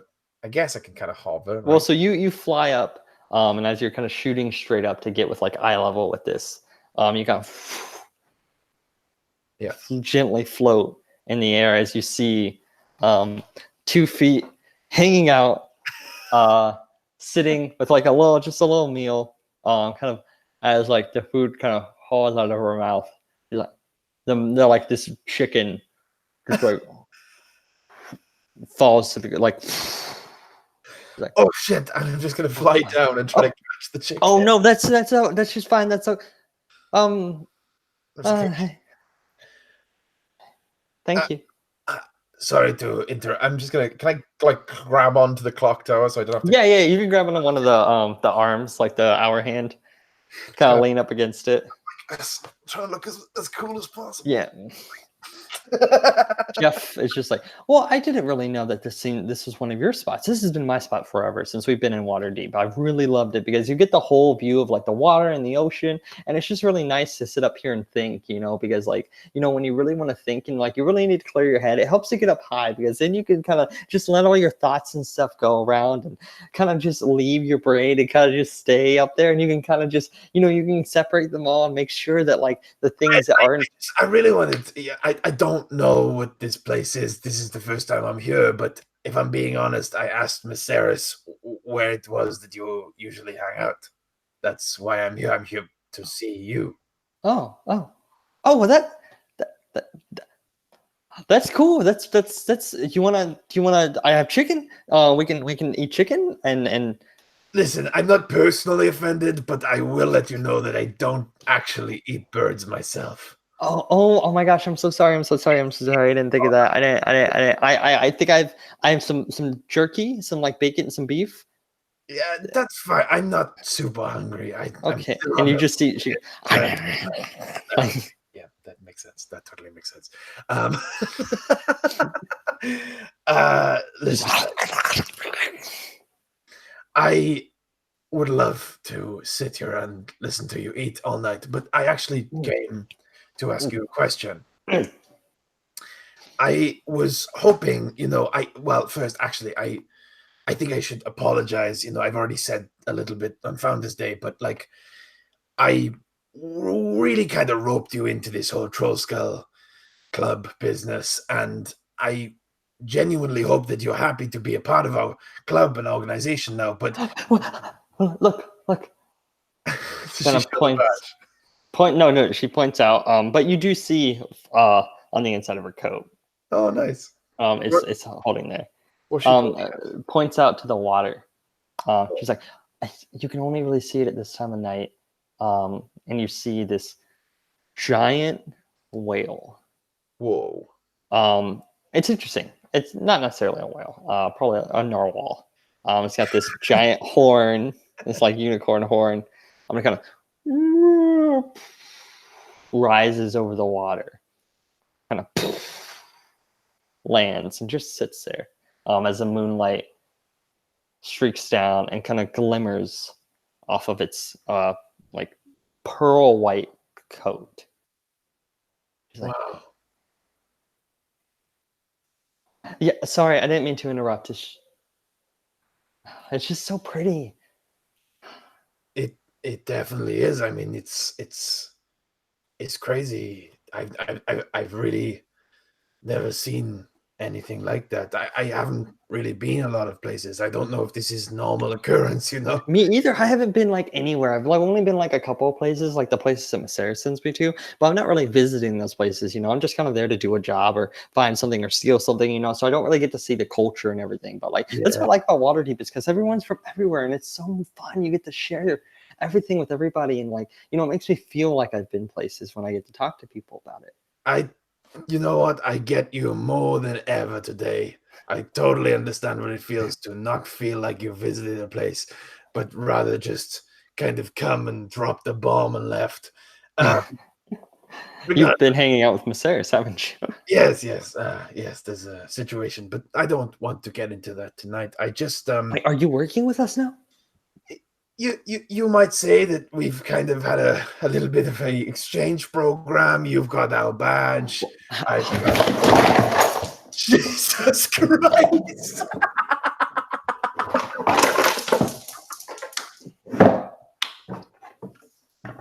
So there was an earthquake here. I could make that excuse if I still lived in California, but I don't still live in California, so that excuse does not work. What happened? I got too into role playing, and I put my feet up and I knocked down this little table, but it's all good. It's all Is good. it okay? Is it broken? Oh no, it's all fine. Yeah. Okay. As long as you didn't. That was hilarious. And you know, this is really, I don't know if this is a hashtag professional. Hashtag professionals. That was Over here. amazing. I literally thought you were doing it as like a 5 bugbears attack. I know, right? I wish I was doing a bit, but no, I just thoroughly fucking embarrassed myself. It's real good. Back to the emotional role play that was Anyway, happening. he's just gonna say, yes. Well, yeah. I just came here to. I had a whole plan, but it kind of got screwed up by Maceres. I am working with Maceres, but we can talk about. Have you done the blood pact? What, the blood pact? Yeah. Oh my gosh, you haven't done it. Okay, give me your hand. I don't have a hand, but I can give you my claw. Give me your claw. Give me. Okay. And she kind of holds it and grabs the knife out. Jesus Christ. She's like, "Are you? Do you want to?" You know what? She cuts her own hands. Jesus. Okay. What color is goblin blood? It's just regular red. Oh, okay. Regular, yeah. Because I'm boring. So she kind of lightly cuts your hand. She holds it. See? I mean, Now we're bonded. We're just like sitting here holding hands in the middle of the night. And I'm sorry, this is away a little bit and be like, yeah, we did that. That was our first. It's dumb. We did it when we were all growing up here in the dock ward. oh, Before we were anything. Before we were. when you were just a family. Yeah. Well, does this mean that I'm part of that family now? Yeah, Harvey. You are. I'm just gonna go ahead and you might be busy tonight, so I'm just gonna go ahead and ask you what I was gonna say. Would you like to at some point, maybe soon in the future, go on a midnight stroll to the streets of Waterdeep, and maybe we can get to know each other outside of battle. Like, I mean, if I'm going to be part of your family, then maybe, it would be good if we kind of knew a bit about each other and learned about each other, and maybe, went for food and saw a show. And Ooh, yeah. Well, yeah, that sounds good. There's a cannibal though. So do you want to like kill the cannibal first? I'm pretty sure I killed the cannibal. Oh man, did you kill it like today? No, we killed it ages ago. Oh, okay. Then this must be another one. Whoa, wait. What are you talking about? Well, there's another. Yeah, someone else got eaten like a day or two ago. What the fuck? I thought me and Quick killed a cannibal. Well, I think I kill things a lot of times, and then they just come back up, and you're like, I thought you were eating, and then so like you're like, it's still there, and you just stab. Jeez. Okay. But yeah, I like walks, You know what? and I like food. We walk, we get food, and if cannibal shows up, we don't say no to killing it. That sounds nice. I like that. That sounds like a perfect day. It does indeed. However, today I got my ass kicked, so I'm going to go to Trollskull. Thank you so much for accepting my invitation. I guess I'll see you tomorrow night then. Not maybe. I'm a little. No, it's okay. You can say no. No. I want to. No. It's just so we're doing this move, and then I've been on this little. Okay, how about next week? Next week sounds great. Just let me know. Just give me a bell at the tavern or just something, and I'll stay. I'll keep next week free. Okay. Oh, say hi to Quick for me. Yeah. Okay. Well, there's also the fact that she went on some kind of trip. She said, That's fun. Yeah, she's gone a month. I'm totally not freaking out about the fact that she's not here, and without her, I really don't know how to function. But anyway, it was very nice to see you, Red, and I hope you enjoy the rest of your chicken.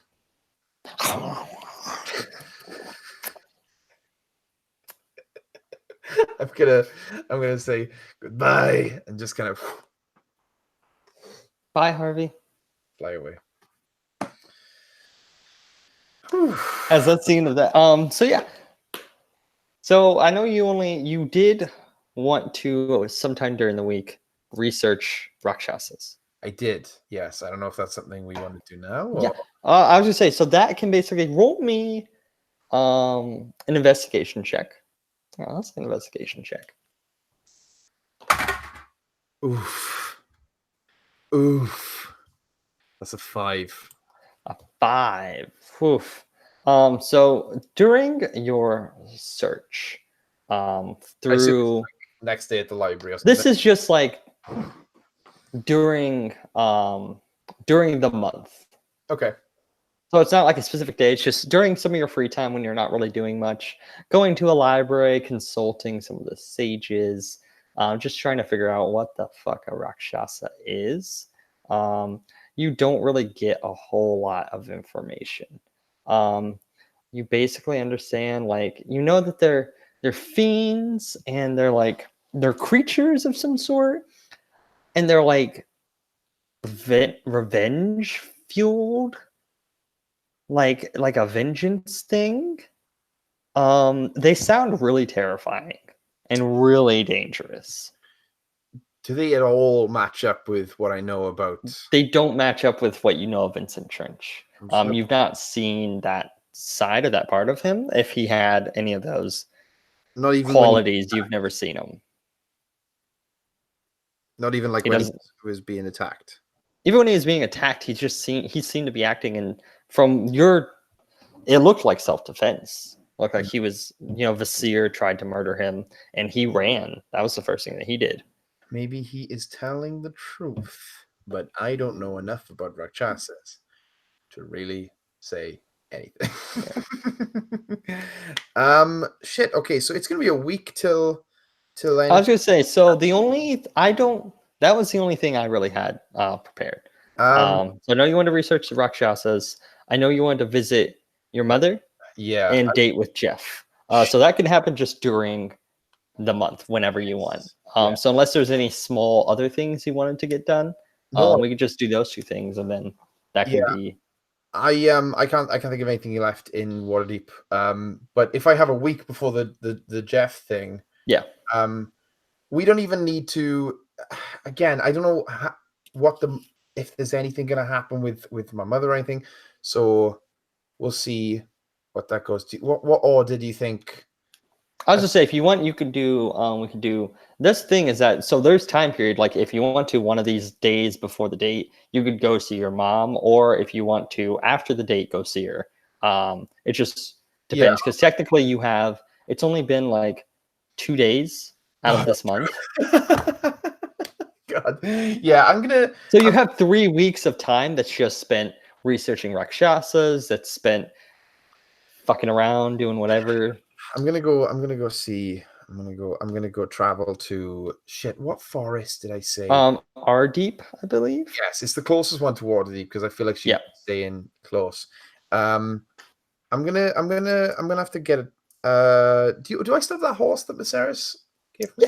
Yeah, you still have the horse. Okay, I'm gonna just grab the horse and I'm just gonna ride out. I just want to check that she got the money all right, and hopefully, John, nothing scary has happened. Oh my gosh, nothing horrible is gonna happen.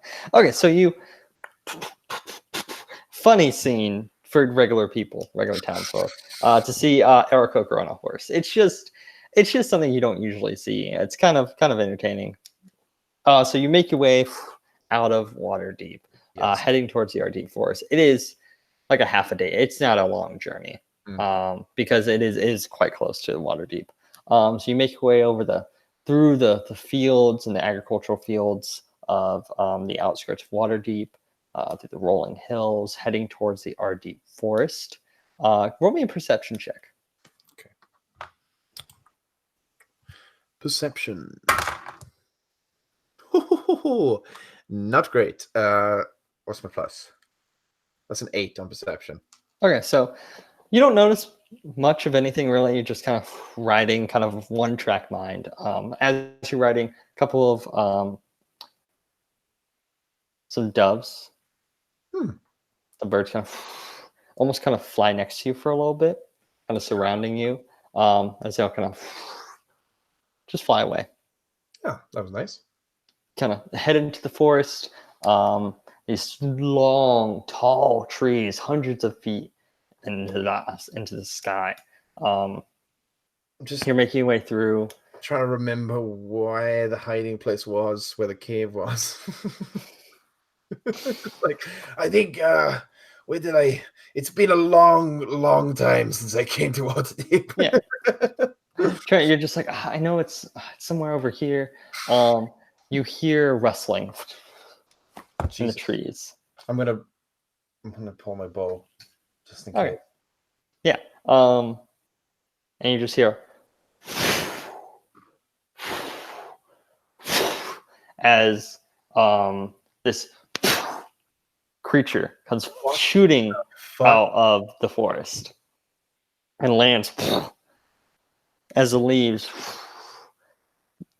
become falling out of these trees from the sheer force of this creature coming out. And it almost is like a mini like cyclone. It's just kind of falling and trailing down as this creature rises up, these long, large wings. It's beautiful, like black raven wings, as this Aarakocra creature kind of rises up. They're kind of weathered, some like kind of grays coming into the furs. Have a nice like long robe. Seems a little patchy in places as she looks up. Harvey! Oh, my whole heart! It just runs over and wings just encircle, encapsulate you with how large they are. Lets you go. Oh my gosh, it is. Look at you. You look dirty. Yes. Yes. wounded and hurt, and oh my gosh, are you? Kind of begins patting and just like, is It's that okay. just? It's okay. It's fine. It's fine. I'm I okay. knew that. I told you that city was dangerous. I know, but I had to get you the money somehow. I just listen. Okay, You don't have to do anything, Harvey. we've been over this. We've been over this. Okay, I'm not listen. I just wanted to see you. I don't want to have this conversation again. We have this. Of course. No, I'm always happy when my son decides to visit. So How? please tell me everything. Okay, so I mean, What is it like? How is the food? How is it? Do they let you? Are you allowed to fly? Are you stuck inside? they're not keeping me in the cage. Listen. Okay, so I worry. It's my job. I'm gonna start walking with her, and I'm just gonna be like, okay, so it all began with this portal, this yawning portal place, right? And there was me, and there was this tiefling, and then I'm just gonna kind of as we go Yeah, recap the. entire story and just tell her everything that's happened and go She just through. goes from just like shocked and awed and just like, why would you and just like going through the roller coaster story of and then getting to the ending, the big crescendo of being the hero of Waterdeep, and she kind of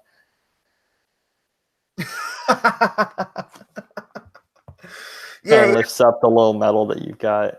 Oh, Harvey. it was honestly, mom, it was absolutely crazy. And like, I mean, the crazy thing is they don't know that I don't deserve it. All these people, they think this. They don't know what I did. They don't know what the Harvey, shit. you didn't do anything wrong. Listen, I don't. I know you are going to carry this weight with you, and I know there's nothing I can do to lighten that because that is about you. But I Well, hope that this journey helps you to realize things aren't as easy as they seem, and sometimes making the right choice isn't the easiest thing, and sometimes the right choice is the wrong choice. In other eye, it's complicated and messy, but you are doing everything right. tell me about it. I explained this to you. This is a fucking new thing. I haven't I thought about this. I have to. I'm terrified for you. Well, you know, it it is what it is. He's kind of like sad laughing, you know. Yeah, I understand why. I know put in that position, I don't know if there was a better choice. And I do respect the choice that you made, even if it was a hard choice, and making the hard choice is a sign of a great man. Look, I have to say though, that the longer I was away, the easier it probably would have been to just not think about those kids. But like I said, I met some friends, and one of them very much reminds me of you, and she kind of kept me on the right path. You know, I'm Well, pretty I'm glad you have another voice of reason in your life. Yeah, and there's this guy. Oh my god, he's so cool. He reminds me so much of Elwood. He's like And he's big and strong like Elwood was, and he doesn't talk much, and he's very grumpy all the time. Like he has that same face. But yeah, it's been up and down. I hope that the money found you well and you've been living okay. I mean, to be honest, I don't know why you keep trying to send me money. I don't have much of a use for it out here, but I understand the thought, and it's nice. But I'm happy and free, and It, I'm it, not running or hiding. This well, is what's best for me. I think I set out to send you a little bit, you know, just to build up contingency, but like this crazy shit happened that I managed to send you, you know. I think what will be okay for a while if we need to escape or if we need to find somewhere or, you know, so maybe I think now I'm just, Always with the plans. yes, well, growing up, we always had to have them, you know. I never really understood why, but like, always told me we had to get away from him, so that's what I've You been trying. haven't heard about. No, listen, ma'am, I don't. You never told me about him, but I never even met another Aarakocra since I left you guys. So I don't. I'm just worried. But the more that you make a name for yourself, the more of a target gets placed on you. I didn't really think about that, to be honest. But like, where can he be? Like, what? When was the last time you saw him? I don't even remember him. I haven't seen him since we ran. But even when we were there, he was never quite there. He's always on the front lines of this battle of elemental evil, fighting the gargoyles and creatures of elemental earth, and he loved the sky swords. You know, fuck him. I don't care. I just listen. I'm happy where I am. I've got a lot of friends now, and a lot of them have stuff they need to do. They have quests that we need to complete. They have unfinished business. I told you about Quick. I told you about Sundry, and Bryn's got this whole thing going on. He's not really open about it, but I can tell he needs our help. And I just feel privileged, I guess, that you're safe and that you have the money, and now I'm free to just help them and do for them what you spent your life doing for me. I just wanted you to know that, like, I'm okay. I finally feel like I can just live, you know? She gives you a tight hug. Just kind of holds you there for a moment. Like, well, oh gosh. I hope that city life hasn't left you slow. And she shoots up into the sky. Jesus Christ. And I'm just going to chase her. Guys kind of race and follow each other through the woods. No, you're good. I think you're going to be like, roll as she tries to hit you out of the sky. No. It's a very sweet, just kind of fun moment of you two playing and laughing together and getting to a moment of levity. What's the forest like as well that she's living in? I'd say it is, so it's very like tall, high trees, very like long, like thick oak trees. This is a weird reference. So in Attack on Titan, there's an episode where they go into that giant forest. I think I got that to that point. Yeah. Yeah. But it's like these very tall trees. There's no rivers or no real masses running through it. She seems to not really be living in any sort of structure or anything, but seems to just kind of take what she needs from these, like the natural fruits and plants. There are some like elk kind of grazing through the forest, and some like squirrels. It's gonna write down. My mother is a ranger. She's actually a druid. Never mind. Okay. But yeah. Yeah, I mean, I'm gonna talk to her about everything. I'm gonna talk to her about Red, and when Harvey talks to her about Red, he's able to do it unlike any other time where he's not nervous and he's not stuttering. He's just being honest about it. He's like, yeah, it's amazing. She's this perfect. Like, she talks when I don't need to talk, and you know how much trouble I've had having conversations since everything happened, and I think that I can be honest with her, which is. Like, I haven't even told Quick and Sundry and Bryn about everything. They don't know what happened to me. And I think I could easily tell her. I just hope it works out, you know. I think if you get out of that head of yours, everything will be all right. Yeah. You must bring all of your friends here to me. Or, I mean, as much as it pains me to say, I might be able to drop into the city. No, it's too dangerous. I don't know where he is. I mean, I've already been on stage, you know. I doubt he'll even recognize me. But you, like, you could. He's probably got people. It's hard being scared of something I have so little information about. Believe me, Harvey. But I'm tired of being afraid. It's been so long. And I'm happy. I'm free. I eat what I want. I do whatever I want. I'm not afraid of him. Well, listen, when I leave, I'm going to leave the horse with you, because you seem to be great still at flying. It hasn't slowed you down, but it is a bit of a trek to get to Waterdeep. So I'll leave the horse here. I can get back my own time. And if you want to come visit me, just look up the Troll Skull Tavern. We have this whole situation going Gosh, on. you own a tavern. My son, the businessman. Yes, well, I'm not really I don't do any of the shouting or anything. But I definitely enjoy the luxuries. And I love to imagine that Harvey believes that shouting is one of the main. well, he grew up with a dad who did that, right? So,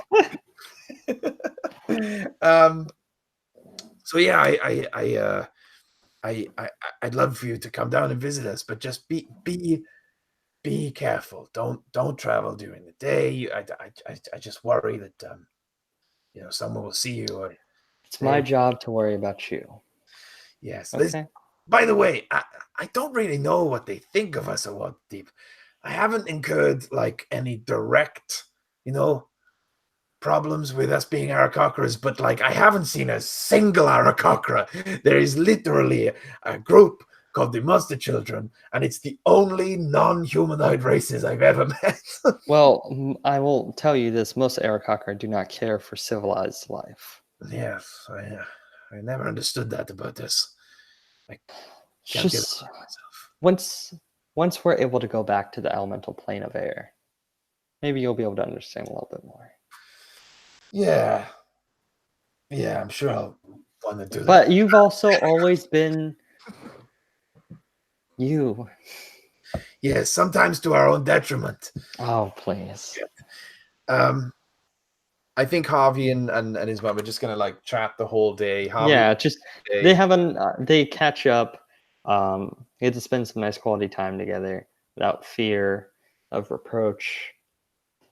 And Harvey eventually says his goodbyes, heads back to Waterdeep. and it's gonna take a while. He's gonna fly, Yeah. walk. He takes some rest. Makes his way back though. It's not too crazy. As five bugbears show up. Oh shit! No, five bugbears don't show up. No, that'd be horrible. Okay, nice. Yeah. If nothing else, we can we can jump back or jump forward or however. Because I like to imagine that maybe near the end of the month he visited his mom. Okay, yeah, we can do And that. then, so the date with Jeff maybe happens before that. Yeah, I mean, unless Time is timey-wimey. Can I ask as well? This is Harvey, but also me. I'm wondering, obviously Quick is gone. Do I see Bryn and Sundry, or is that something? Bryn, I'm not sure. Okay. Bryn, based off the information that I received, having not played our one-on-one game yet, might be out of town as well. Okay. Fair. Sundry, I have no idea. I mean, Sundry missing is not really anything new. Yeah, Sundry missing is not anything new. Sundry, I'm not sure. Bryn might possibly be out of town as well. Okay. Yeah. Is Harvey just by himself in the big city? Yeah, it could be Harvey and Sundry. It could just be Harvey. But we reach the day of your date. Harvey wakes up, he's like, shit, and he like runs out of the tavern, doesn't even say hi to Rainier, and he just Rainier's like, oh my, why is, okay, whatever. Like, sprints to Fowler's, he's like, Fala heads down, and this is like early in the morning. Fala's he's like, opens the door. Oh, I forgot I've got a date today. I mean, I walk. I don't know what it is. I'm very scared. But if I don't get the flowers, it'll be a disaster. Okay. I'm pretty sure it's probably not till tonight. But come in. Would you like some tea? No. I need to. Okay. Well, I'm gonna make myself some tea. I need. And they kind of. It kind of walks you upstairs to the second floor landing, which seems to be her living space or their living space. So they're making some quick tea. Harvey's just like, so Yes, your flowers. I have some selections. You wanted red flowers. That was, oh, yes, I got that far. Yes. Come and they kind of take you upstairs. Or no, actually, I actually have them already set aside. Kind of opens up some cabinets and brings. This is a a red water deep dragon lily. This kind of wide open flower with this kind of like has one of those little like the things pollen things. I don't know what the middle like not stem, but the little like weird thing in the middle. Yeah. Kind of has a little tiny little flame coming out. Oh wow.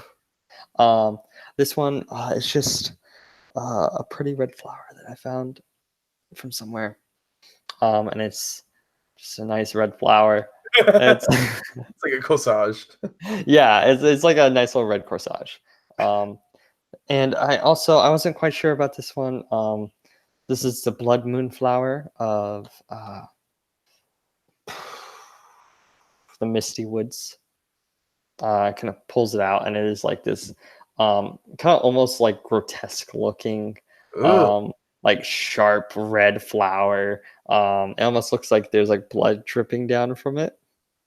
Apologies, like I wasn't quite sure about that one, but at what you've told me about her, though, might be into that sort of thing. That's some of the options I've been able to. Wow, it is early. It is. I am so sorry. No, it's fine. I shouldn't have opened the door. Can I just ask? This is Harvey just wondering, based on everything Quick has said. Is there any signs of any other people in the apartment right now? Give me a perception check. Okay. By the way, we always wake Fala up way too early. Perception is +4, so that is 17. Okay, so kind of looking around, you notice like some leathers on the ground, and you kind of see like you could see through like the peaked through like the kind of like not fully closed doorway. So there's like a draped foot that's kind of off the edge of the bed. Okay. But there's also like an arm. It seems to possibly be from multiple people. You're not quite sure. Harvey's just gonna make a mental note to talk to Quick about this when she gets back. And I was just like, I hope these are to your liking. Yes, I'm so sorry for interrupting you. No, I was just getting some sleep, but yeah, I'm sure you were. They just give you a look like. I am going to take this very, very beautiful fire. Oh yes. And I'm going to give you a lot of gold. A lot of gold. How much gold to make you not mad anymore? No, gosh, it is something like this. I mean, 25 gold pieces is Okay. suffice. I'm going to give 20. Which one did you grab, by the way? Very tempted for the evil, scary looking one, but Harvey just played it safe and got the fire, the dragon lily. Okay.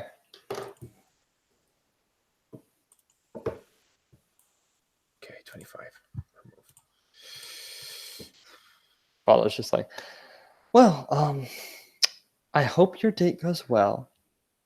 And maybe there just needs to be a group meeting of let's wait for the sun to rise. Yeah. Before we need to grab our thing, but for just for my sake, because it's always I'm a late sleeper. I'm up working most of the nights till pretty late, and so I like to sleep in a little bit. So maybe we could potentially knock on the door before the sun is up. That's good advice. I just because like I need relationship advice. Bryn needs his fluids, and Quick, well, she just likes gossiping. But you'll never say sun-dried. I guarantee you'll never see sun-dried before the sun is in the sky. That's why he got his name. It's not. I'm lying. Goodbye. He's gonna walk out in the flower. All right. And then Harvey, I think, he's going to wash, which is something he doesn't do a lot. He's going to, even though he usually is shirtless because he's got feathers and wings, he doesn't give a shit. He's going to put on the nice suit, the quick water. Oh yeah. Way back when we had nice suits. So the nice robes, the cloak, and even though it is like 8 a.m., he's going to sit And just wait. and just sit there as the chef is like getting them on. Yeah, the Swedish chef guy is just kind of cooking. Rainier is just kind of ignoring you, walking around. You see, like, it's funny because you get a very good idea of like the times of day when the tavern picks up a little bit, when it slows down. Like morning crowd, not too crazy. There's a little bit here who get the breakfast and they order a little bit. Mid-afternoon crowd kind of picks up a little bit more. And then towards like the evening crowd, it starts to pick up a lot more as some people walk in and they're like, oh, hey, hi, hey, how's it? Oh, okay. All right. Just kind of like, and then other people walk in. Others are like, hey, don't just let them. Is Tam and Yeah, Tim and Tam are there. Your dwarf gnome. They're the dwarves or gnomes, bartenders or servers, I should say. they were halflings. Oh, they're halflings. Yes, they're halfling servers. I forget. In broken sign, try to say hello to Tam. I can't remember. Tam's just like, just give a thumbs up. Yeah. And then I'm just gonna go back to waiting. okay. Yeah, and it eventually gets to you see Embrick who walks in. He's just like, hey, come here, gives you a big hug, lifts you up. Emric, wait. I got something. And we'll sort out how much I paid for this through Facebook or something. But I'm gonna run upstairs and I'm gonna come downstairs with the giant hammer. Like, Emric, I got you a gift. Oh, and he kind of lifts it up. He's like, oh, this is good. This is. I had to repay you for giving me the bow. God damn, I killed a guy with his bow. It was so cool. Did he burst? Did he just? Yeah, well, there was a lot of flames. He didn't die, but like he eventually died, so I'm counting it as a kill. But We'll take it. We'll take what we can get. He was you guys got my cousin a job. Finally, the freeloading bum.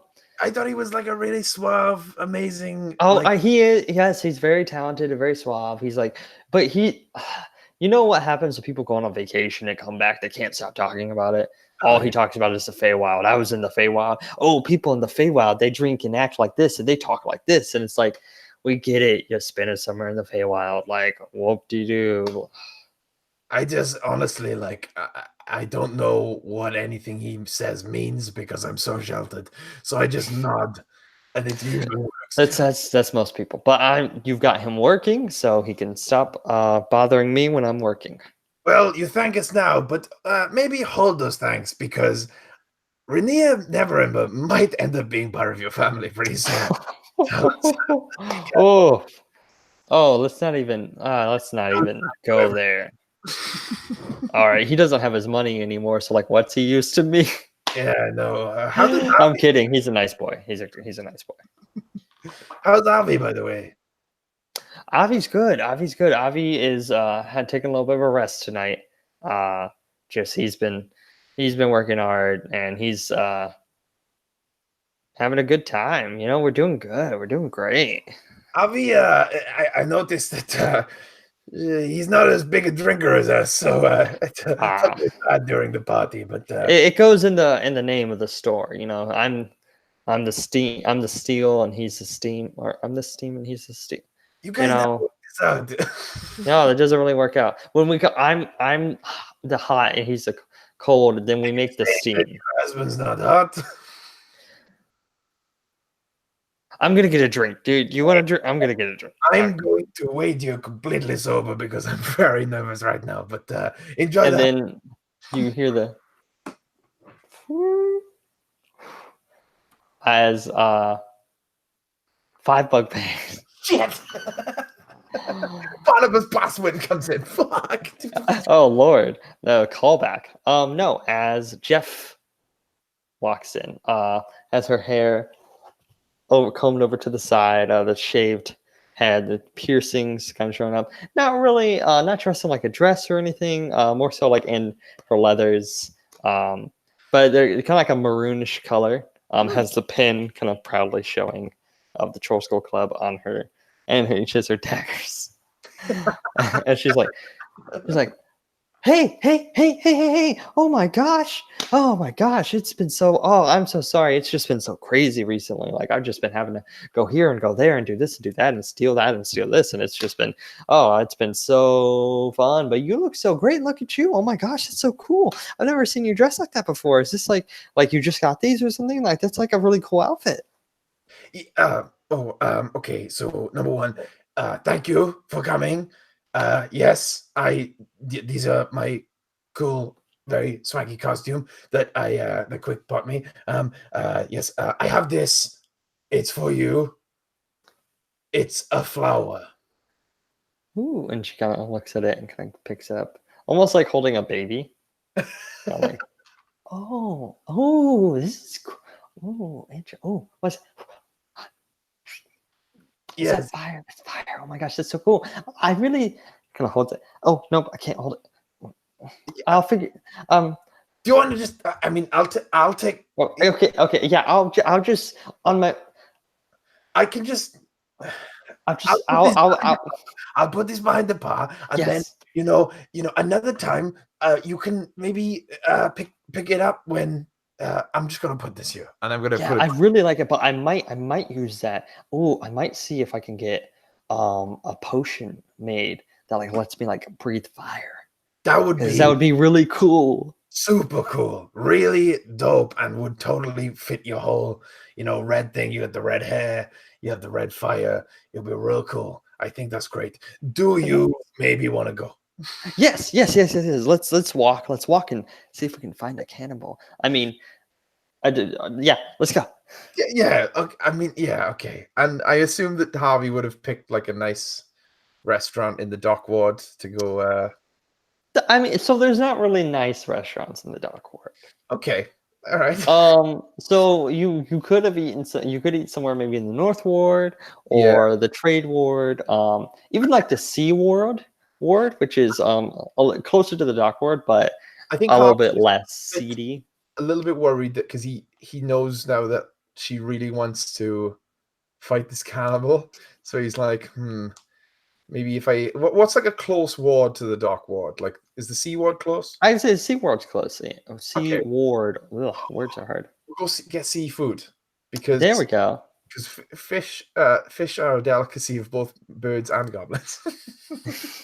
So you head to the Sea Ward, and you go to Ariel's Grotto. Ooh. Which is a wonderful, nice little like Mediterranean, like almost like, so the whole idea is like it's this themed restaurant that you're inside like a mermaid's cavern and cave. So you walk in and like all the ceiling and all the architecture is all this like cavern rock and kind of gemstone. All the waitresses and waiters like are dressed in these really like kind of crappy mermaid costumes. Like, oh, welcome along. Yeah, definitely.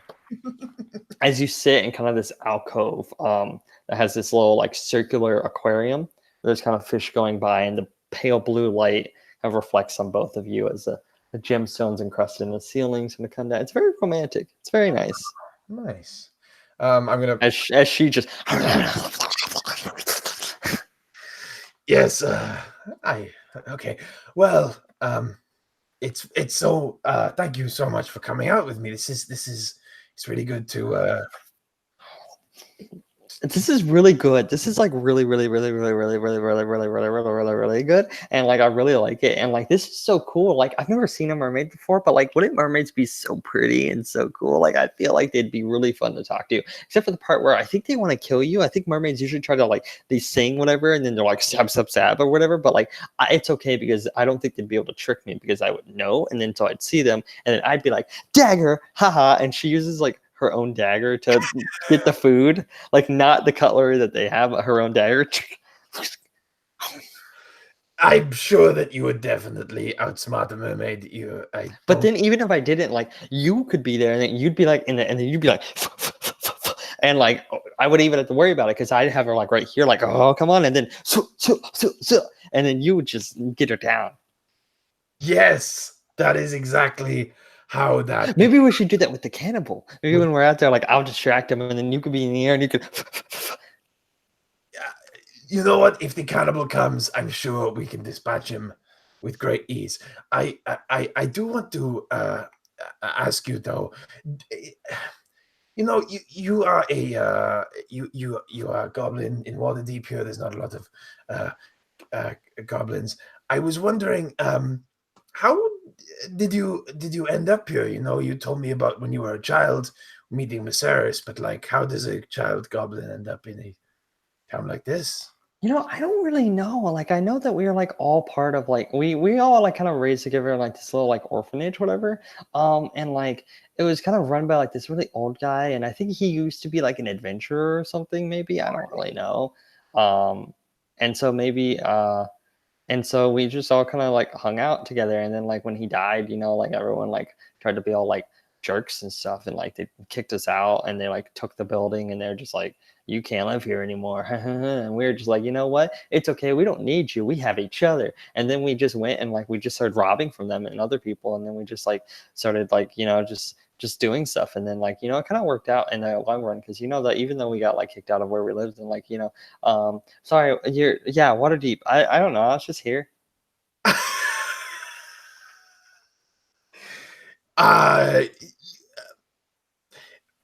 Let's back up a little bit. What did you say the adventurer's name was who ran the orphanage? Gosh, what was his name? It was Trench.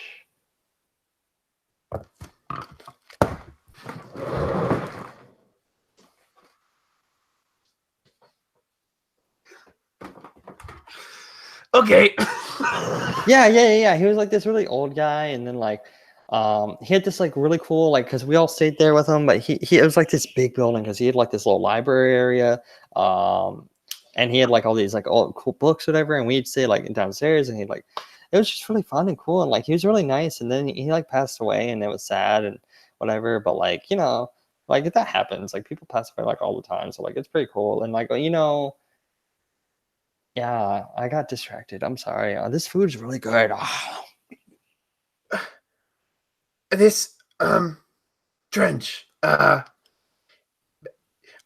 really sorry if you don't remember stuff, and we can move on. I understand, but like, did he ever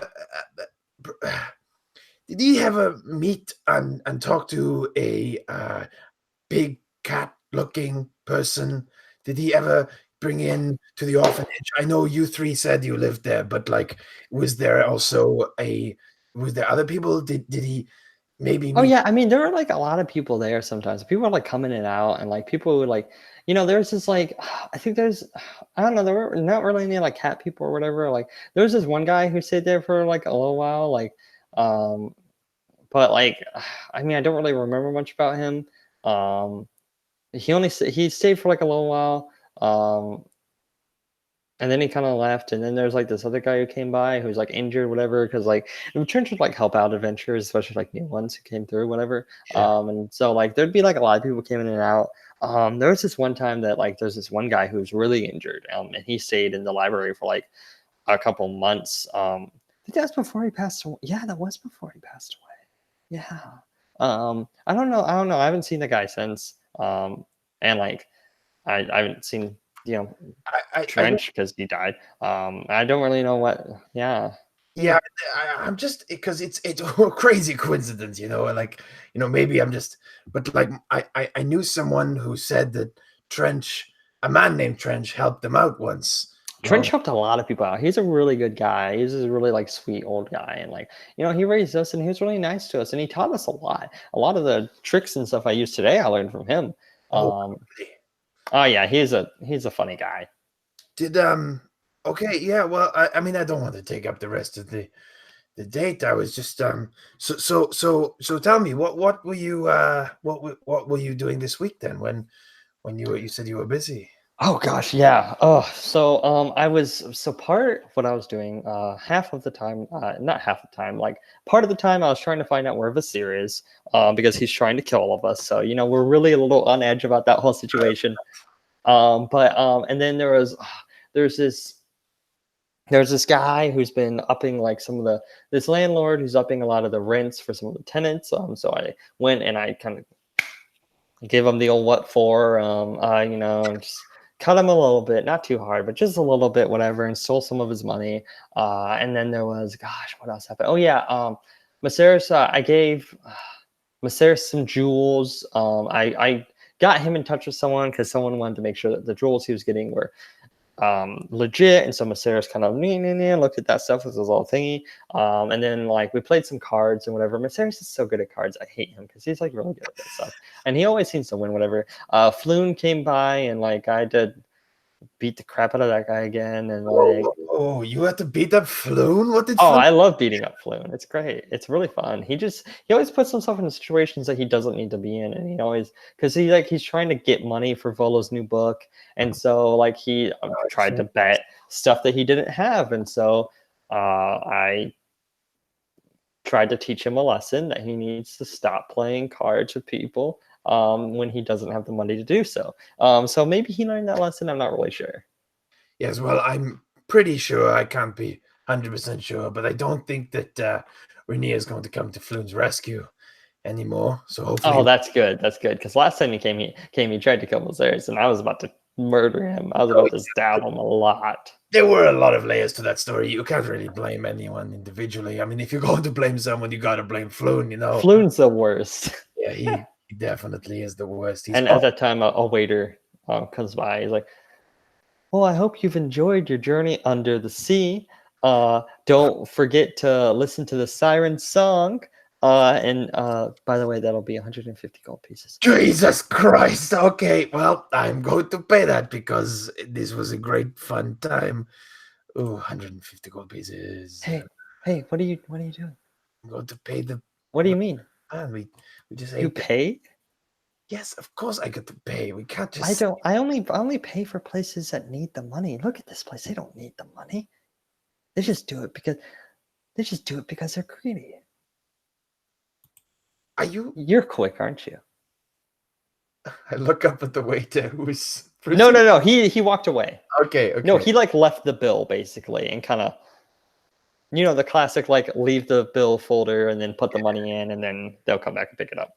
Let me quick look at my yeah, I can dash. I can run. Are you suggesting we dine and dash?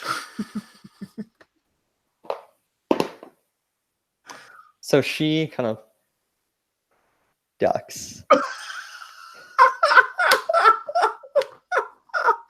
Okay. And then just the least stealthy way possible, just sprints, like almost knocking the table over, like as the waiter's like, "Wait, what?" And they kind of trip over their mermaid feet. As do you follow her? Yeah, I'm just gonna go after it, but like, oh, I've never done this before. As you kind of people like dot. Actually, give me a dexterity check. Okay. Dex is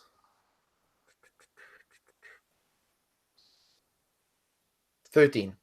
Okay, yeah. So as this guy leaps out to try and catch you, you just and just make your way out as you two run off and through the streets of Waterdeep, heading towards the dock ward.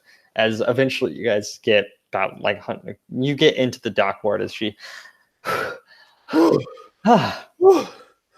that was good. What?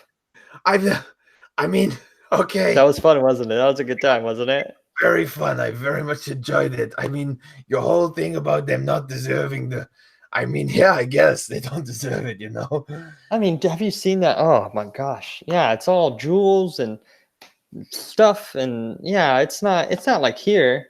I mean, come on. Like, if this was Grin, I would have paid him extra.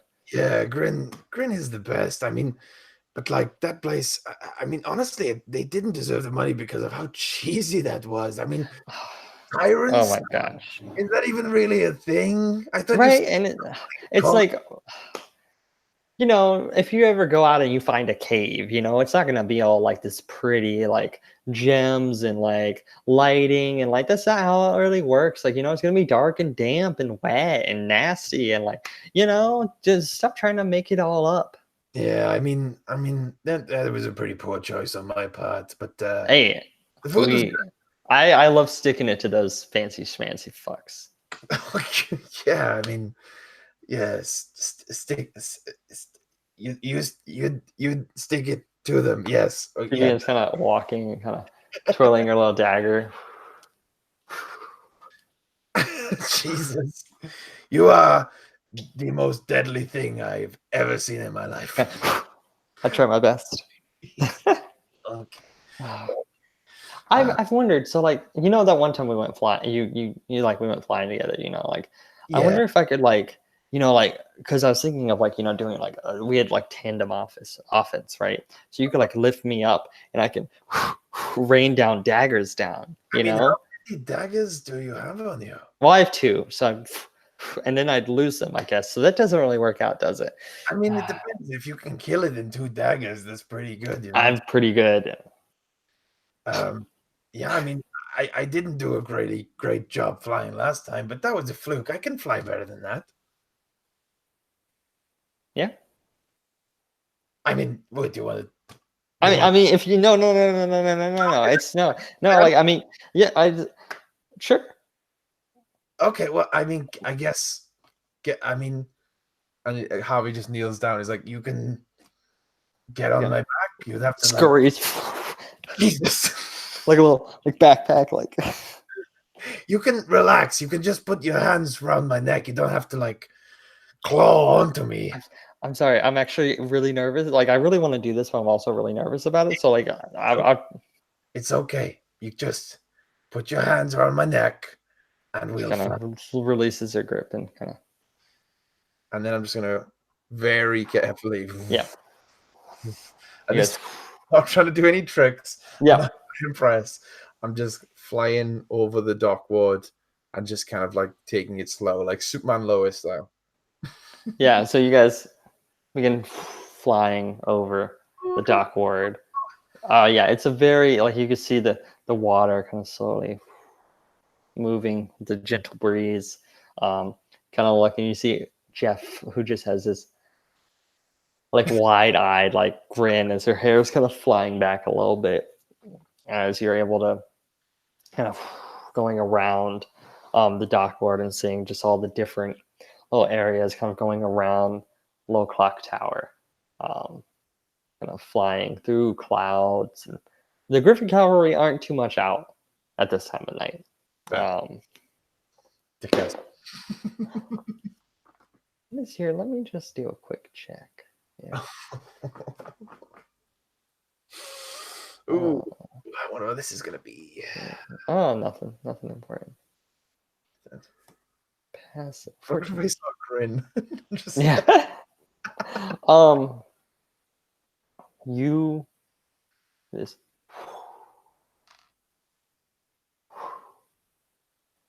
kind of rush of like wind. Seems the breeze is just picking up. You guys begin to kind of slowly descend. You know, don't want to get hit by a storm or anything. Because it does, the clouds kind of begin to be moving as roll me a dexterity saving throw. It's Or it can be was it 24.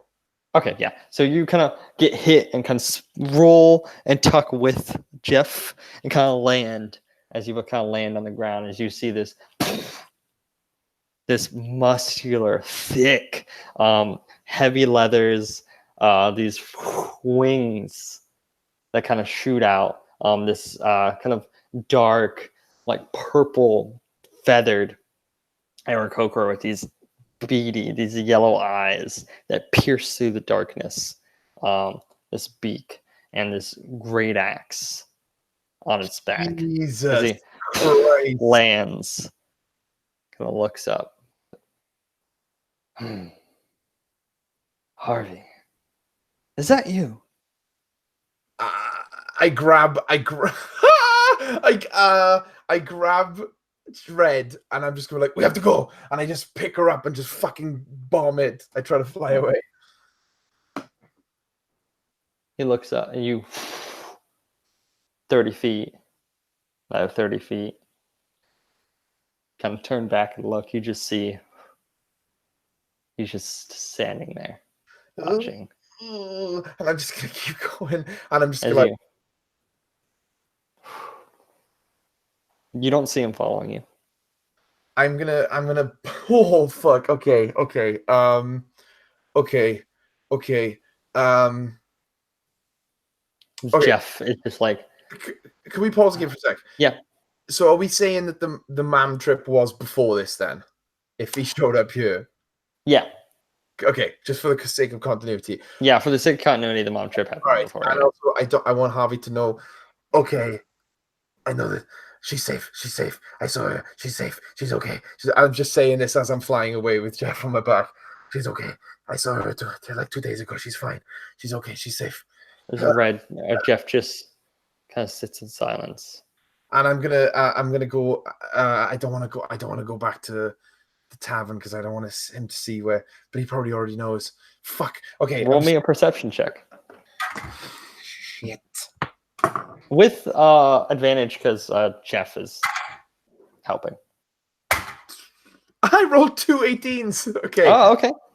Wait there. What's my plus? My plus 2 perception is +4. Oh, 22? Mm-hmm. Clear skies. Just there's nothing there. Nothing. Okay, I'm gonna go. Harvey's gonna go to Troll Skull, and he's gonna go right into his perch. He's not even gonna go to the door. Yeah. He's gonna go straight to his perch. He kind of hops down, like. And I'm just gonna. Harvey, are you? I don't. You I don't okay? know. I thought that he wasn't even real. I was starting to forget him. He was like a boogeyman. Jeff, I'm so sorry. I ruined everything. No. You didn't. Hey. Look at me.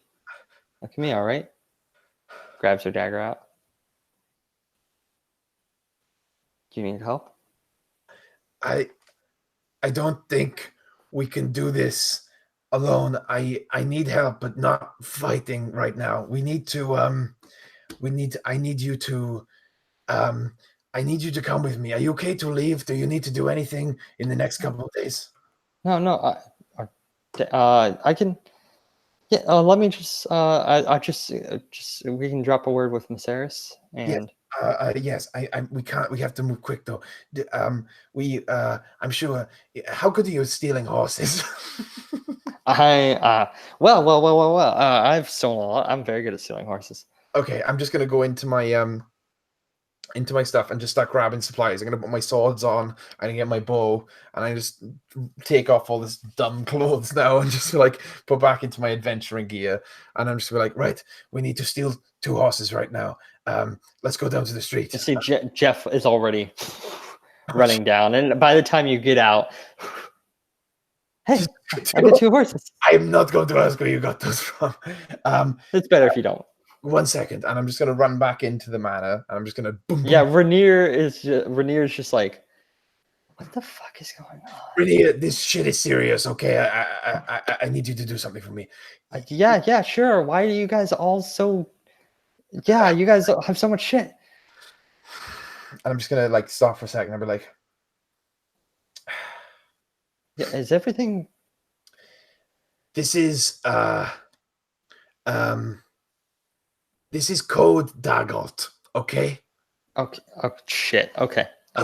So this is my Daggett, okay? So I need to deal with this shit, okay? I need to go see if my mom's safe. You need to get word to Viserys. Tell him that Red is coming with me for a couple of days. I can do that. I'm going to I'm going to be out of the city for a little bit. Hey, if you you need us, you know we're here, right? Yes, I know, and you'll see me again. I promise. I I literally. fucking better, you piece of shit. Fuck you. Fuck you. Fuck you. I'll send word to Maceres. And I'm just gonna run out. I'm gonna mount the horse. And I'm like, Red, this is forward, but are you ready to meet my mother? Jeff Red just like hops on. All right. Yeah. Cool. and Harvey's just gonna start dashing out Okay. of the city. Yeah. So if you want to make it, there without having a rest. You just take a point of exhaustion. Yeah, that makes sense. Okay. I So don't know. just 1 point of exhaustion, you're able to make it there by morning. Is there a way to like track that on D&D Beyond? I think there is, I right? don't- But it just means I get like what, disadvantage or Yeah, disadvantage to ability checks. okay. Yeah, I'll just track that in my head. It's not gonna, I'll just put exhaustion. Okay. Yeah, so Harvey, even though he's only... Yeah, disadvantage on all ability checks. Okay.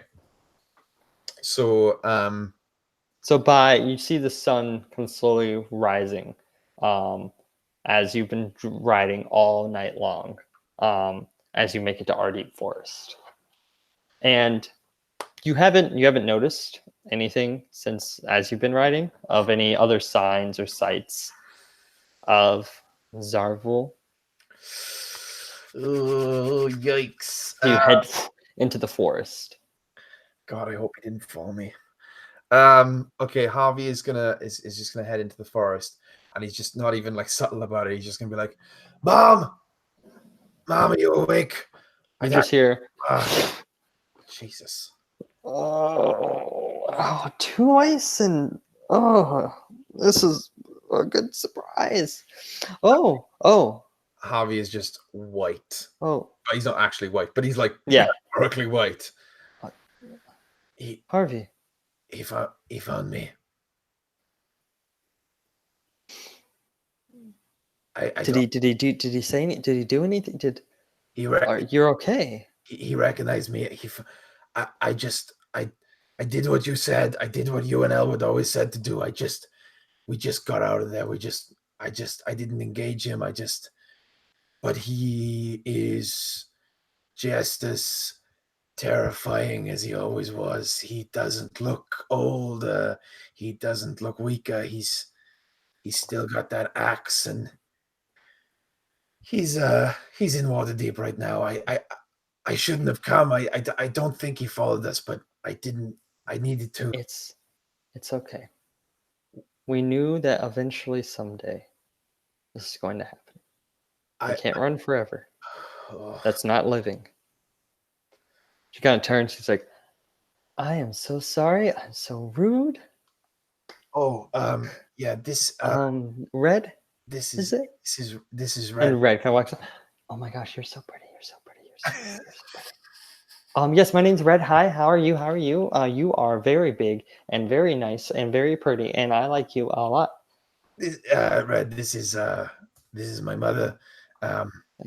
It is so nice to meet you. I'm so sorry you're in the middle of our family drama. Yes. Red's just like, it's okay.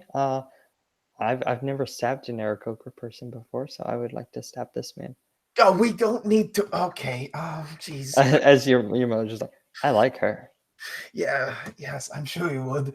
Okay. Listen. Here, how about?